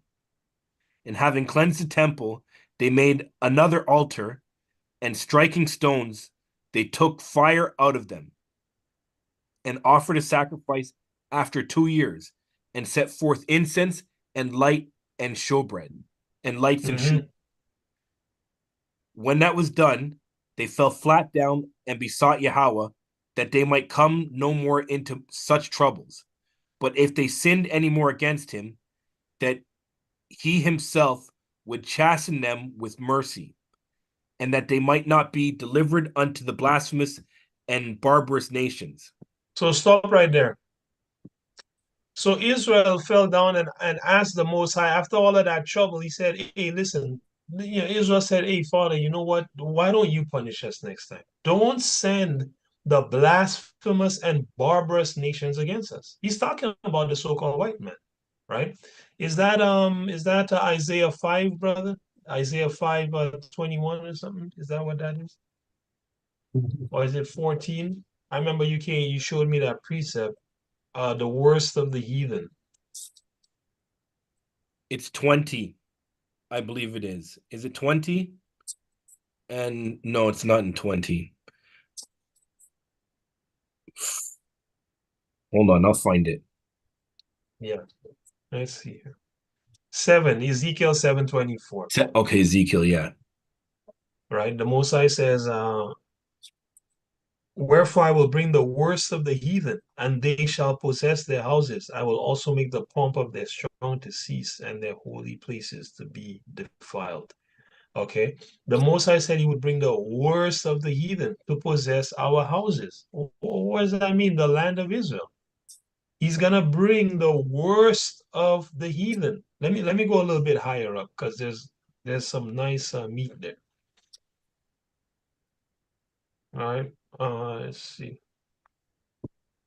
As for the it says here, 1 second.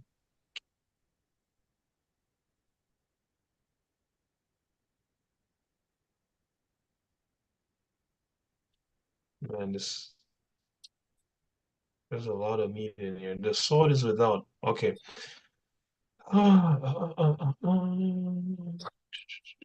Let's go. Moreover, the word of Yahweh came unto me, saying, also, thou son of man, thus saith Yahweh God unto the land of Israel, an end, the end is come upon the four corners of the land, right? And then he goes down and tells you in 24, I will bring the worst of the heathen, they shall possess their houses. I will also make the pomp of the strong to cease, and their holy places shall be defiled. Destruction cometh, and they shall seek peace, and there shall be none. Okay? Now, how do you know this is talking about the so-called white man? Well, there we go. We're about to see that it's Esau that divided up the lands of Israel. Now, many nations divided up the land of Israel before, right? Various nations and kingdoms, right? But this is referring to Esau, the Edomites, right? When it says the worst of nations, right? That's Job 9:24 tells you the earth is given into the hands of the wicked. 2 Thessalonians chapter 2, verse 3 to 4 tells you that there's a man of sin, right? The son of perdition, or the son of destruction. Daniel 9:26 tells you the so-called white man is the people of Satan, and so on and so forth. So here it says, therefore, thus saith Yahweh, surely in the fire of my jealousy have I spoken against the residue of the heathen and against all Idumea. Remember, we just read about Idumea in the book of Maccabees, and that's the Greeks, the so-called white men, which have appointed my land into their possession with the joy of all their heart. with despiteful minds to cast it out for a prey, right? So Ezekiel tells you that it is the Edomites, right, that appointed the Most High land into their possession, right? And Revelation 2:9 and 3:9 tells you that there's a man who says he's a Jew and is not, but he's the synagogue of Satan, right? This is who the Most High was talking about, that stole his land. This is the blasphemous and barbarous nation, right? Okay. Go ahead from verse 5. Verse number 5. Now upon the same day that the strangers profaned the temple, on the very same day it was cleansed again, even the 25th day of the same month, which is Caslu. Right. So when they came and did the first massacre, it was the 25th of Caslu, right? The day of the dedication of the temple. And when they dedicated the temple was the very same day. All praise to the Most High, right? That's to show you that the Most High has complete control over everything. The same day he made it happen, the same day, right? How many little things got to go exactly as you plan to make this happen exactly as you plan, right? That's unimaginable power, right? Go ahead. And they kept the 8 days with gladness, as in the Feast of the Tabernacles, remembering that not long afore they had held the Feast of the Tabernacles, when as they wandered in the mountains and the dens like beasts. Therefore they bare branches and fair boughs and palms also, and sang psalms unto him that had given them good success in cleansing his place. Right, so they brought branches, nice decorations, palms, and they sang tunes to the Most High, man. Right, go ahead. They ordained also by a common statute and decree that every year those days should be kept on the whole nation of the Jews. Right, now this is you can kind of note, and I'll give you guys another precept at another time. Israel is able to make decrees and statutes. When you read throughout the scriptures, there are certain families that have certain statutes. For example, there's a family where their father made a statute that they were not allowed to build houses or drink wine generation to generation, right? So Israel, the priests of the Most High, are able to make statutes, right, that must be kept, because he put his representative on earth in the men of Israel, right? Which is why he tells the wife to be subject to the husband and the children to be subject to the wife and the husband, right? Because that's the ruler on earth. And he tells the nations, be subject unto his priests. You understand? So, I'm gonna show you guys some other precepts on that, but in the interest of time, we won't go into that right now. But that's just a sidebar. Israel is able to make decrees, right? And they, as the whole nation, made this particular decree for the whole nation to keep. So if we wanted to today, say as a whole nation of Israel, all 12 tribes, make a particular decree, it would stand before the Most High. And what you're going to see is that this particular decree of the Feast of Dedication was kept by Yahushua the Messiah, right? And I think that's John, is that John 10:20? I think that's John 10:20. A second here. 18.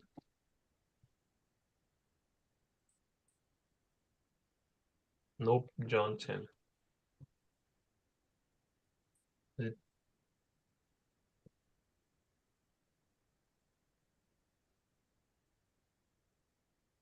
John 10:23, and Yahushua walked in the temple in Solomon's, 10:22, and it was at Jerusalem, the Feast of Dedication, and it was winter, and Yahushua walked in the temple in Solomon's porch, right? So even our great king kept this, and it was not decreed by the Most High God, it was decreed by the Most High's priest. So the Most High has respect unto the decrees of his people. Go ahead. Verse number 9. This is book of 2nd Maccabees, chapter 10, and verse number 9. And this was the end of Antiochus, called Epiphanes. Right. So this was the end of Antiochus called Epiphanes. Well, how did he end? He ended in defeat, right? And in the cleansing of our temple, and in the formulating of the decree of the Feast of Dedication, right? If you want to get the brothers and sisters, do yourself a favor, and this week read chapter 9, so you can see the the great destruction with which the Most High brought down Antiochus for the massacre that he committed against us. All right, do yourself a favor and read that account. It's absolutely incredible. Right now, jump down to verse 15. So that was the end of Antiochus, right? He ended, you know, in defeat. Right now, jump down to 15. This is verse number 15. And therewithal, the Idumeans, having gotten into their hands the most commodious holds, kept the Jews occupied, and receiving those that were banished from Jerusalem, they went about to nourish war. Then they that were with Maccabeus made supplication and besought God that he would be their helper. And so they ran with violence upon the strongholds of the Idumeans. Upon what? Upon the strongholds of the Idumeans. So in case you thought I was lying, write this down. Here's another precept right here in the 2nd Maccabees 10 and 16. Right? It's the Idumeans, you know, whose holds were being, what do you call it? Sorry, we were warring against their strongholds. Now it's calling them Idumeans over and over again, but we know it was the Greeks, right? And 15 tells you, you know, the Idumeans received those that were banished from Jerusalem, right? For being what? Sellouts, right? They went about to nourish war, right? Where you at? 17. Okay, give me 17. And assaulting them strongly, they won the holds, and kept off all that fought upon the wall, and slew all that fell into their hands, and killed no fewer than 20,000. Right, so after the dedication, the Most High turned up the thing high-five.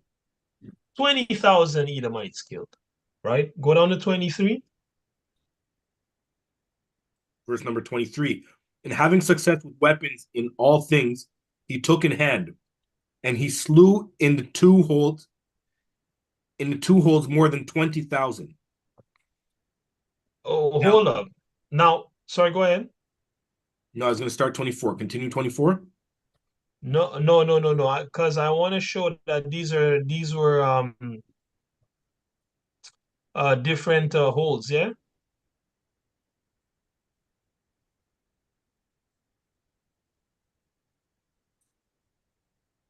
Go from 18 up to 23. Okay, verse number 18. And because certain who were no less than 9,000 were fled together into two very strong castles, having Right. all manner of things convenient to sustain the siege. Mm-hmm. Maccabeus left Simon and Joseph and Zacchaeus also, and them that were with him, who were enough to besiege them, and departed himself unto those places which more needed his help. Okay, so you see that Maccabeus saw that, hey, listen, they had some other holes where, you know, some Edomites fled, and they had no less than 9,000 there, and his brother Simon, you know, he had it under control along with his brother Joseph and Zacchaeus, right? His brothers in the Most High. He went to places that needed his help. So he went to a whole other place after he killed the 20,000, right? Now read on. Now they that were with Simon, being led with covetousness, were persuaded for money through certain of those that were in the castle, and took 70,000 drachms. It should let that some should of them read escape. drachmas. That should read drachmas. Drachmas? Yeah. Okay. They took 70,000 drachmas and let some of them escape. Right. But when it was told Maccabeus what was done, he called the governors of the people together and accused those men that they had sold their brethren for money and set their enemies free to fight against them. Right. So he slew those that were found traitors and immediately took the 2 castles. So stop right there. So you see how we used to treat traitors that sell their people out for money? Today, we praise them and worship them and buy their CDs and T-shirts, right? These brothers kill these men, right? And went and did the work that they were supposed to be doing, right? So these 2 castles, well, this is the number of people that were there. Go ahead. Verse 23. Now, having good success with his weapons in all things, he took in hand, he slew in the 2 holds more than 20,000. So that's 40,000 Edomites and their allies destroyed after the dedication of the temple, right? So the Most High is turning up the scheme hi-fi, getting rid of the filth in the land, right? 24. Now Timotheus, whom the Jews had overcome before, when he had gathered a great multitude of foreign forces and horses out of Asia, not a few, came as though he would take Jewry by force of arms. Right. So stop right there. So who is this Timotheus? Let's look up this guy real quick. Right, because that's not Timothy, who wrote the book of Timothy, right? This is a Edomite, right? It says Timothy or Timotheus was a military commander of the Seleucid Empire, active during the mid-2nd century BCE, and probably a governor in the land of Ammon and Gilead. Okay, he fought during the Maccabee campaign of 163 BC against the local Jews, and eventually the Maccabee rebel army themselves. He was eventually defeated by Judah Maccabeus at the Thema in Gilead. Okay, so this is probably going to be called the Thema War, right? In the account of the various wars that we fought against the Greeks, right? So this is who Timothy is, okay? And they have it in their own records, man. Okay. So give me 26. So he decided he wanted to come and kill us by force of arms. Well, that's what it means when it say take, right? That's why in the scriptures it tells you one shall be taken in the field and the other left, right? That doesn't mean one's gonna be taken up. That means one's going to be killed and the other one's gonna be left. All right, and how do we know that? It says in the scriptures that the flood came and took them all away.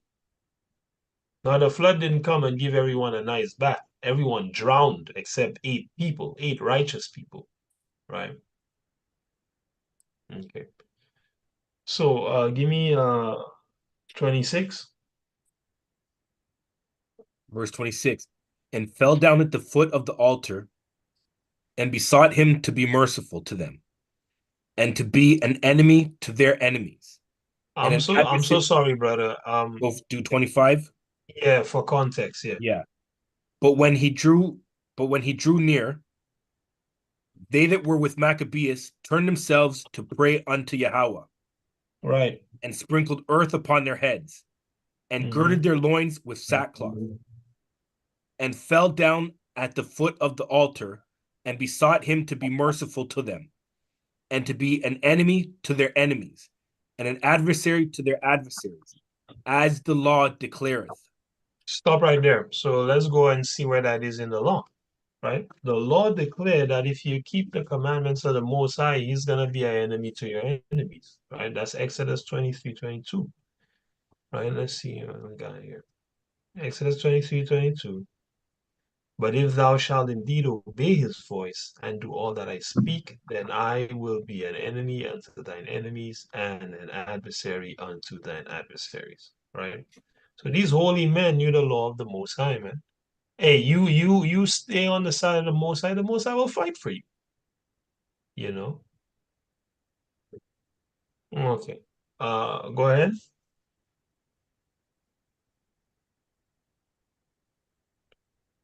So 27. verse number 27. So after the prayer, they took their weapons and went on further from the city. And when they drew near to their enemies, they kept by themselves. Now the sun being newly risen, they joined both together, the one part having together with their virtue, their refuge also unto the Yahweh, for a pledge of their success and victory. The other side making their rage leader of their battle. But when the battle waxed strong, there appeared unto the enemies from heaven 5 comely men upon horses, with bridles of gold, and 2 of them led the Jews.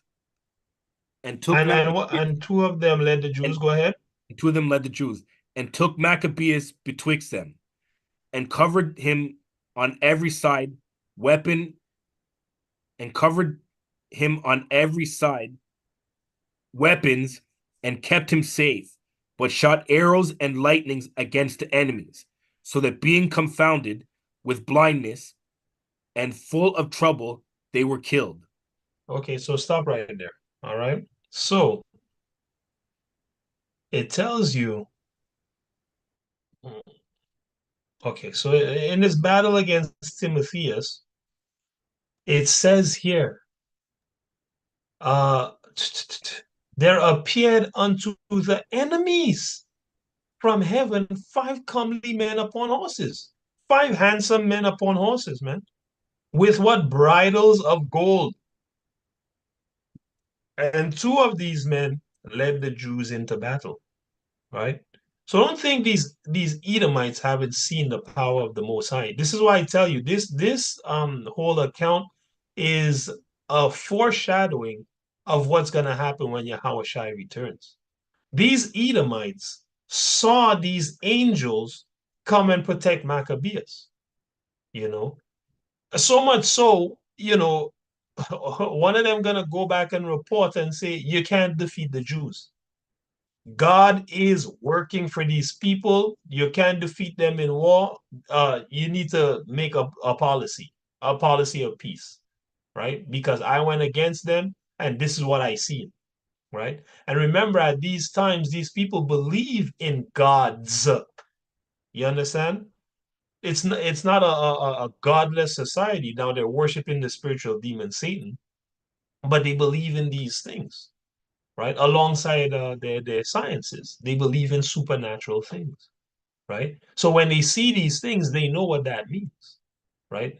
You know, today, I either might see that and be like, man, I'm gonna still try to kill these guys tomorrow. I don't know what that was, but it better come again tomorrow, you know? And I'm not just saying that because the scriptures tell you, you know, after the so-called white man is taken into slavery, you know, and the kingdom is getting built during the 1,000-year reign with Yahweh Shai. You know, the so-called white man is still gonna convince people that they can come up against us, This is after they've seen the power of Yahweh Shai. Hey, excuse me The- 1 second. I just have to step away from 1 second, okay? No problem, no problem. Yeah, after they've seen the power of Yahweh Shai, right?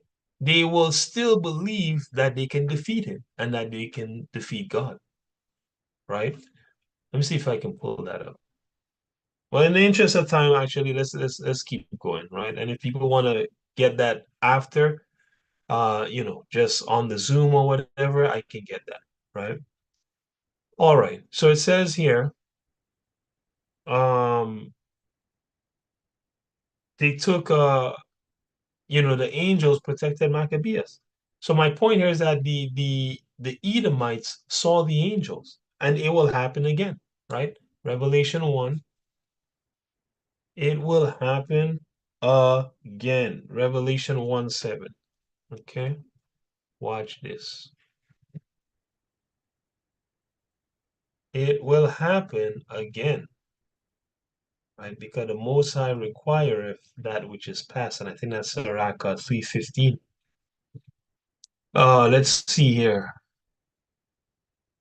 Behold, he cometh with clouds. Okay, that's the so-called UFOs, the chariots of heaven, and every eye shall see him, and they also which pierced him. Now, when it says they also which pierced him gonna see him, that doesn't mean that the people that killed Yahweh Shai are back on the earth. That's a false doctrine. Okay, it is appointed unto us a man to die once, and after that the judgment. Right? Every seed is given its own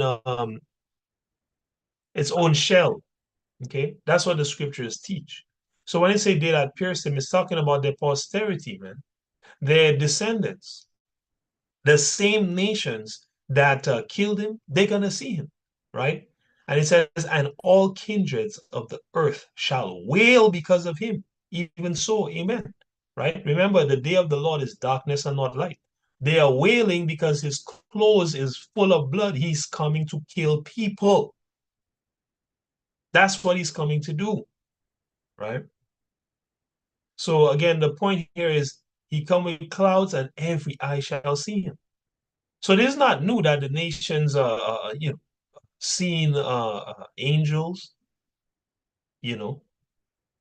working against them for Israel, or that they've seen wonders. They've seen the Egyptians. You think they didn't see the cloud and the fire? They saw the sea part and they went in, right? Believing in the gods, man. Right? Let's go to Sirach 3:15. It's listed here.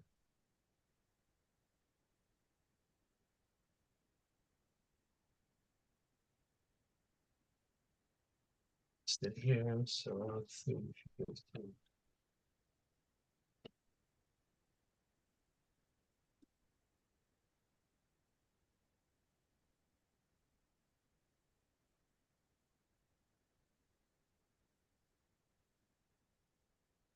Sirach 3:15, it says,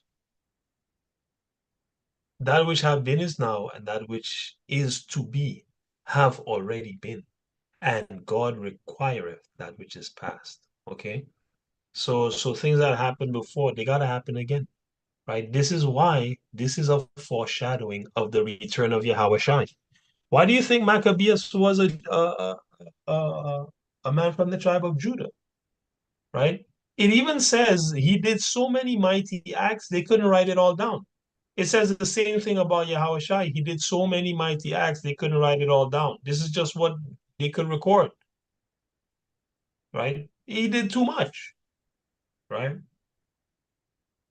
So the Edomites seen the angels protecting Maccabeus, and they will see it again, right? Let me go from 31. It says, and there were slain of footmen 20,500 and 600 horsemen. So now we're up to 60, let me see, 60,000 60,500 men. So 60,000, 61,000. That's it. 61,100. Okay, if my calculation is correct, And be quiet. right? That's where we're at as far as how many people, you know. Take a chip when you finish eating Ch- it. Bro, you're on thing here. Here we go. I got it. Yeah, 61,100, right? Soldiers slain that they brought up against us, man. Edomites and their allies. That's a lot of people, right? 20,000 people have died in Gaza, and the world is on edge. Imagine if 60,000 people had died, right? What would that look like? What would people be saying? They'd definitely be talking, right? That's why it says in the scriptures that the whole world knew of the acts of Maccabeus, right? Because when you're killing that many people that your enemies are bringing against you, people gonna start talking. Hey man, this guy's mighty. Yo, angels show up, gods show up, right? To protect and fight for these people. Don't go fight these people, right? Or ensure that when you're fighting them, they're in sin. Because when they're in sin, their gods don't show up, right? And we have accounts of that in the scriptures, right? Esau is doing that today.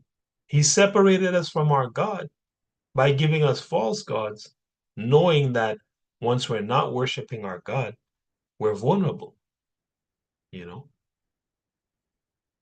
From 31, there was slain of footmen 20,000 and 500 and 600 horsemen. As for Timotheus himself, he fled into a very strong hold called Gora, where Charias was governor. But they that were with Maccabeus laid siege the fortress courageously 4 days. So for 4 days, they were coming for these guys, right? It says, and they that were with him, trusting to the strength of the place, blasphemed exceedingly and uttered wicked words, right? So they're cussing us out. These Edomites, they go to their fortress, for lack of better words, they're like, nah, nah, nah, nah, nah, right? Cussing us, cussing out God, right? Who knows, throwing some pig pee over the wall. Who knows what they were doing, you know?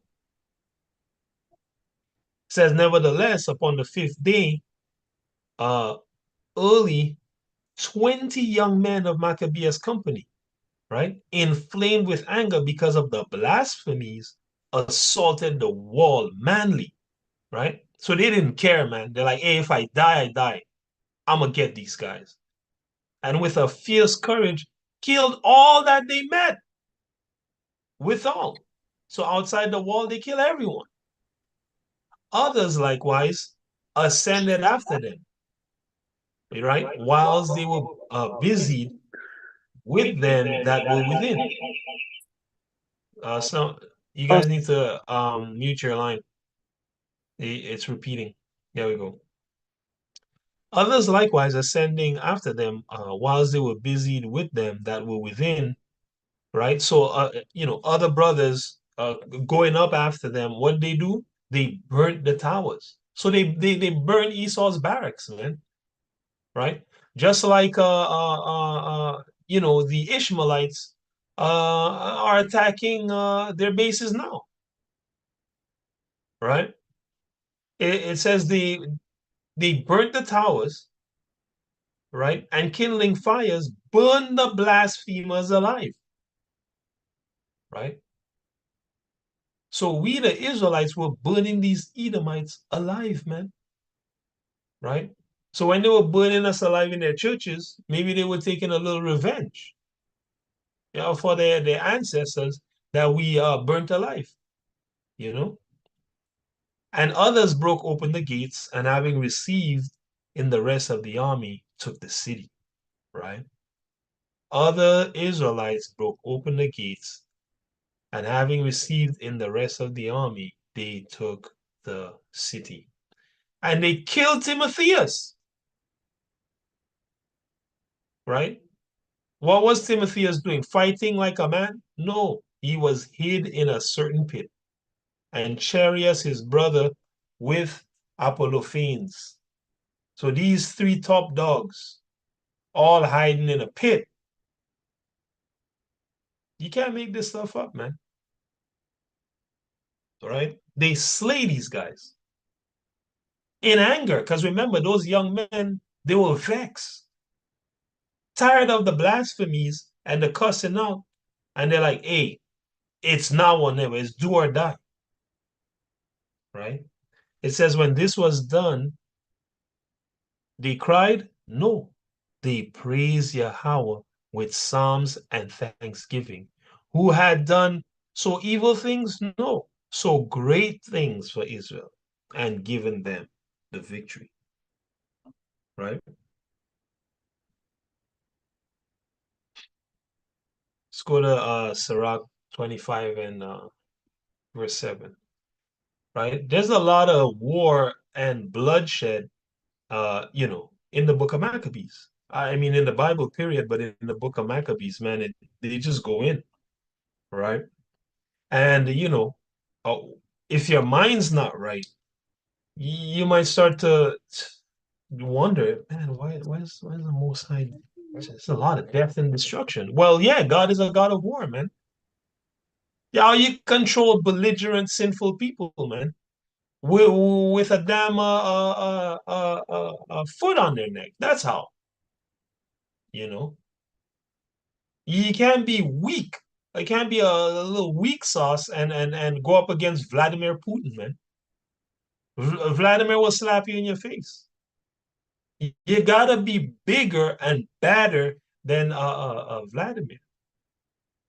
Am I saying God's bad? No, God's righteous. He knows exactly how to run things. He has the full picture, not you or me.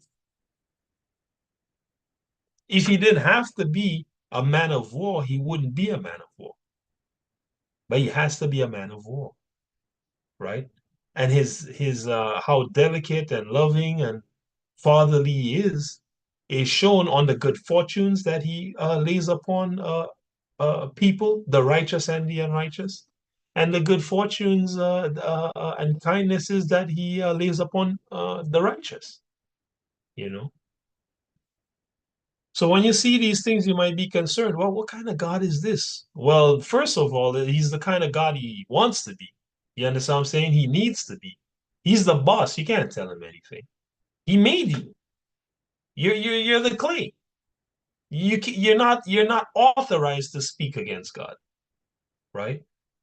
But we know man is vain flesh and will speak against the Most High. So the Most High have, he got it for you, right? Here's the explanation. There be 9 things which I have judged in my heart to be happy, right? The Most High tell you 9 things he judged in his mind to be happy. The 10th, I will utter with my tongue. A man that have joy of his children. The Most High tell you is a happy thing, as well as he that liveth to see the fall of his enemy. The Most High tell you this is a happy thing when you live to see the fall of your enemy. When Esau, right now, as Esau is able to put his foot on our neck and have a bigger and better house, car, than you, able to fly private jets, you think he's sad? You think he's thinking about how many of your people he killed or how many backs he broke to get all the money for his private things? Esau's having a damn good time, right? Because his enemy is his footstool. So when we see the vengeance of the Most High upon them, and when they become our footstool, we won't be thinking about them neither. In fact, according to the Most High, no one will be thinking about them after a while because they will be extinct, right? The same trap they lay for us, they're gonna fall in it, right? and they will come to nothing, not even a memory. You know. Let me bring that out. That's Obadiah 1:18. And the house of Jacob shall be a fire, the house of Joseph a flame, the house of Esau for stubble. They shall kindle in them and devour them, and there shall not be any remaining of the house of Esau, for Yahweh have spoken it. Okay? And Esau is Edom, is the Idumean, they're all the same thing. Right? The Most I tell you, hey, no one will be remaining of the house of Esau, because I said so. Right?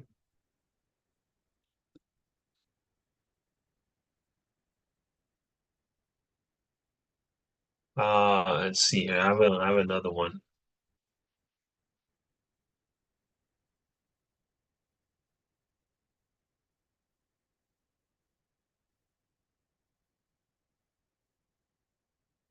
I think this is the one I want, Job 20:8.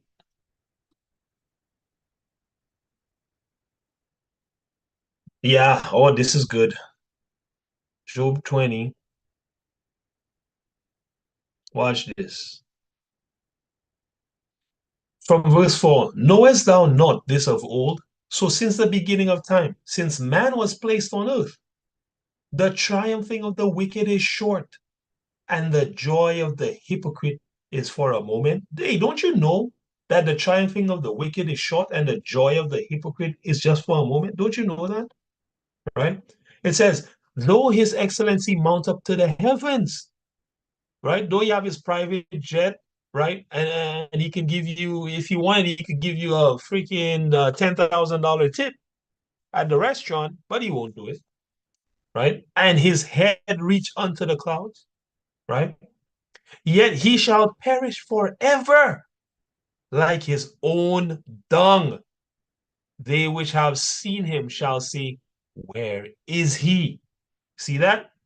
He shall fly away as a dream and shall not be found. Yea, he shall be chased away as a vision of the night. The eye also which saw him shall see him no more, neither shall his place any more behold him. See that? So this man's going to disappear from the face of the planet and from consciousness, right? Okay. Let's see here. Let's go back to First Maccabees. And read verse 30. Okay, I read verse 38, but let's read it again. Said when so be joyful when your enemies are falling, right? That is the correct spirit to have. Let me show you in the New Testament, okay?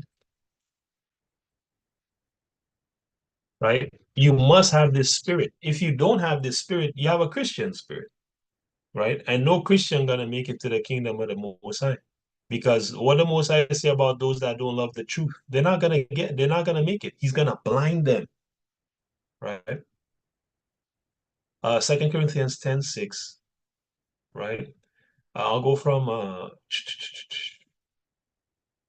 let's just go in the whole chapter. Corinthians 10. Give me my King James here.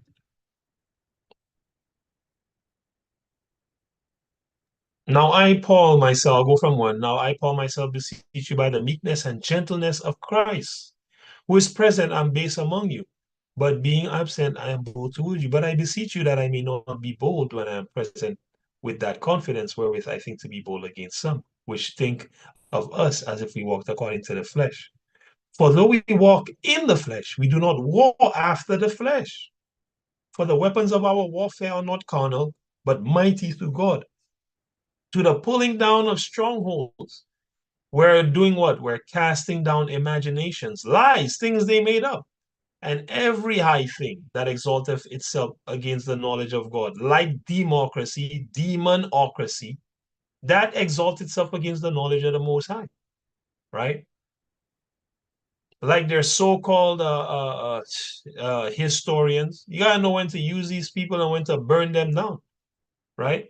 When they make up stories about dinosaurs and us all being cavemen, they're speaking for themselves. They're the cavemen. They cut up juniper roots and lived in caves, according to Job chapter 30, man, you know. Anyway, and bring into captivity every thought to the obedience of Christ. And here's the point.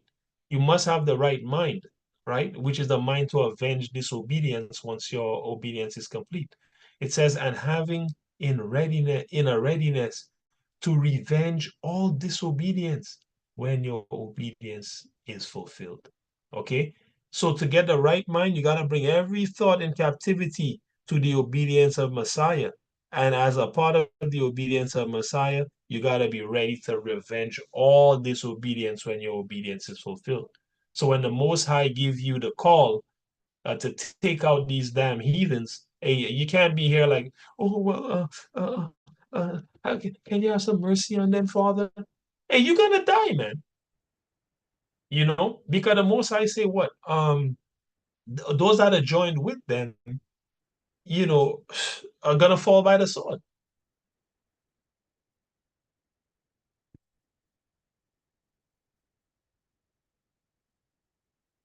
It's Isaiah 13:15. Everyone who is found will be thrust through, and everyone who is captured, that's not what that says. That doesn't say captured. Everyone that is joined unto them shall fall by the sword. Everyone that is found shall be thrust through, and everyone that is joined unto them shall fall by the sword. Which them is it talking about? It's talking about the Edomite, right? The enemies of the Most High God, right? Anyone joined unto them is going to fall by the sword, okay? All right. I think that's all I want there. So in conclusion, Yahweh lifted us out of utter destruction by the hand of the Maccabees, okay? The hammers, that means, in 167 to 160 BC. We have the date. We have we got documentation. It's too much. We got the date, we got the names, we got documents from our nation, documents from other nations, we got gravestones, we got busts, we got coins. There's too much, right? All these things happened as the priests wrote down, right? He delivered us many times before and after by various nations, men and women. Nat Turner, Sojourner Truth. Hey, the Most High always have a little ease for his elect at the right times, man. Putting in work against Esau, man, and our other enemies. Uprisings, slave revolts, and where heads have to roll, man. And the Most High is tired of it, and he raises up mighty men to do work. Here is a foreshadowing of the work that Yahweh Shai is going to do, right? Through a Judite, Maccabeus,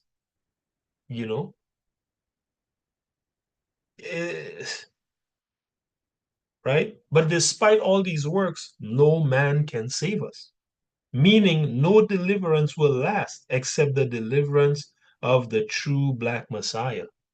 So if you want to be delivered, hold on to him, right? And last scripture, Luke 1.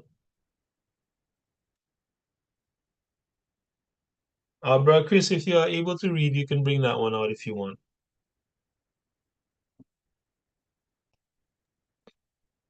Luke 1 and what verse? 68 to 71. It's the book of Luke, chapter 1 and verse number 68. Blessed be Yahweh, God of Israel, for he has visited and redeemed his people, and hath raised up a horn of salvation for us in the house of his servant David, and as he spake by the mouth of his holy prophets, which have been since the world began, that we should be saved from our enemies and from the hands of all that hate us. That's it, right? So, all praise to the Most High. Blessed be the Lord God of Israel. That's saying basically all praises. He visited and redeemed his people. Yeah. And I tell you from the very beginning, I tell you it's my people I'm redeeming. Hey, it's not gonna change. It doesn't matter what the church says, right? And what is our salvation? That we should be saved from our enemies, the so-called white men and these other nations, and from the hands of what? All who hate us. See, the Most High tests the world, right, to see how much they're into vanity, and 99.9% of them love vanity. That's why they hate us. You understand? That's why they don't do any research. They don't reason. They haven't received the love of truth. They don't have it. They don't have the love of truth, right? Some will hear this video. Some might listen to the whole thing and be like, ah, that N-word's crazy, right? Some will listen to this video, and if they're the sheep of the Most High, they will start keeping His commandments, man, and find a congregation to keep the Sabbath with, and they'll learn and they'll become good fruit. But that's only 1 in 4, pursuant to the scriptures, man. 1 seed out of 4 seeds. Right now, is that literal? No. It's just showing it's a very small portion that's actually going to take the truth. Right? So all praise to the Most High that He's going to come back and save us from our enemies and the hands of all who hate us. They kept fighting us after we dedicated the temple. The Most High gave us many victories, right? But we also had many defeats, right? Because the temptation is not yet finished, and every word of the scriptures has to come to pass. So in these times, all you can really do is hold on to righteousness, right? That's how you get the protection, the hedge of protection from the Most High, the same hedge that Job had. That's the only way you get it. You hold on to the Most High, and the Most High will preserve your life, right? As Yahushua says, in your patience possess ye your souls. And that's really hard. That's life. From you can preserve your soul, you have eternal life. That's where it is, not in the flesh, right? So with that, all praise to the Most High. Thanks to everybody for tuning in. Those on the web and stuff like that. And obviously, our brothers and sisters here in the class. I'm just gonna stop the stream. For all the people on the stream, if you want to learn more about the Most High, be sure to sign up for our newsletter. That's HTTP. Well, bit.ly/teach me truth. Okay, bit.ly/teach me truth. And man, I'll teach you everything I know concerning righteousness to help you get to the kingdom of the Most High, right? And of course, who's excluded is the devil, who is the so-called white man. So don't come sign up for nothing. All right. So all praise to the Most High, and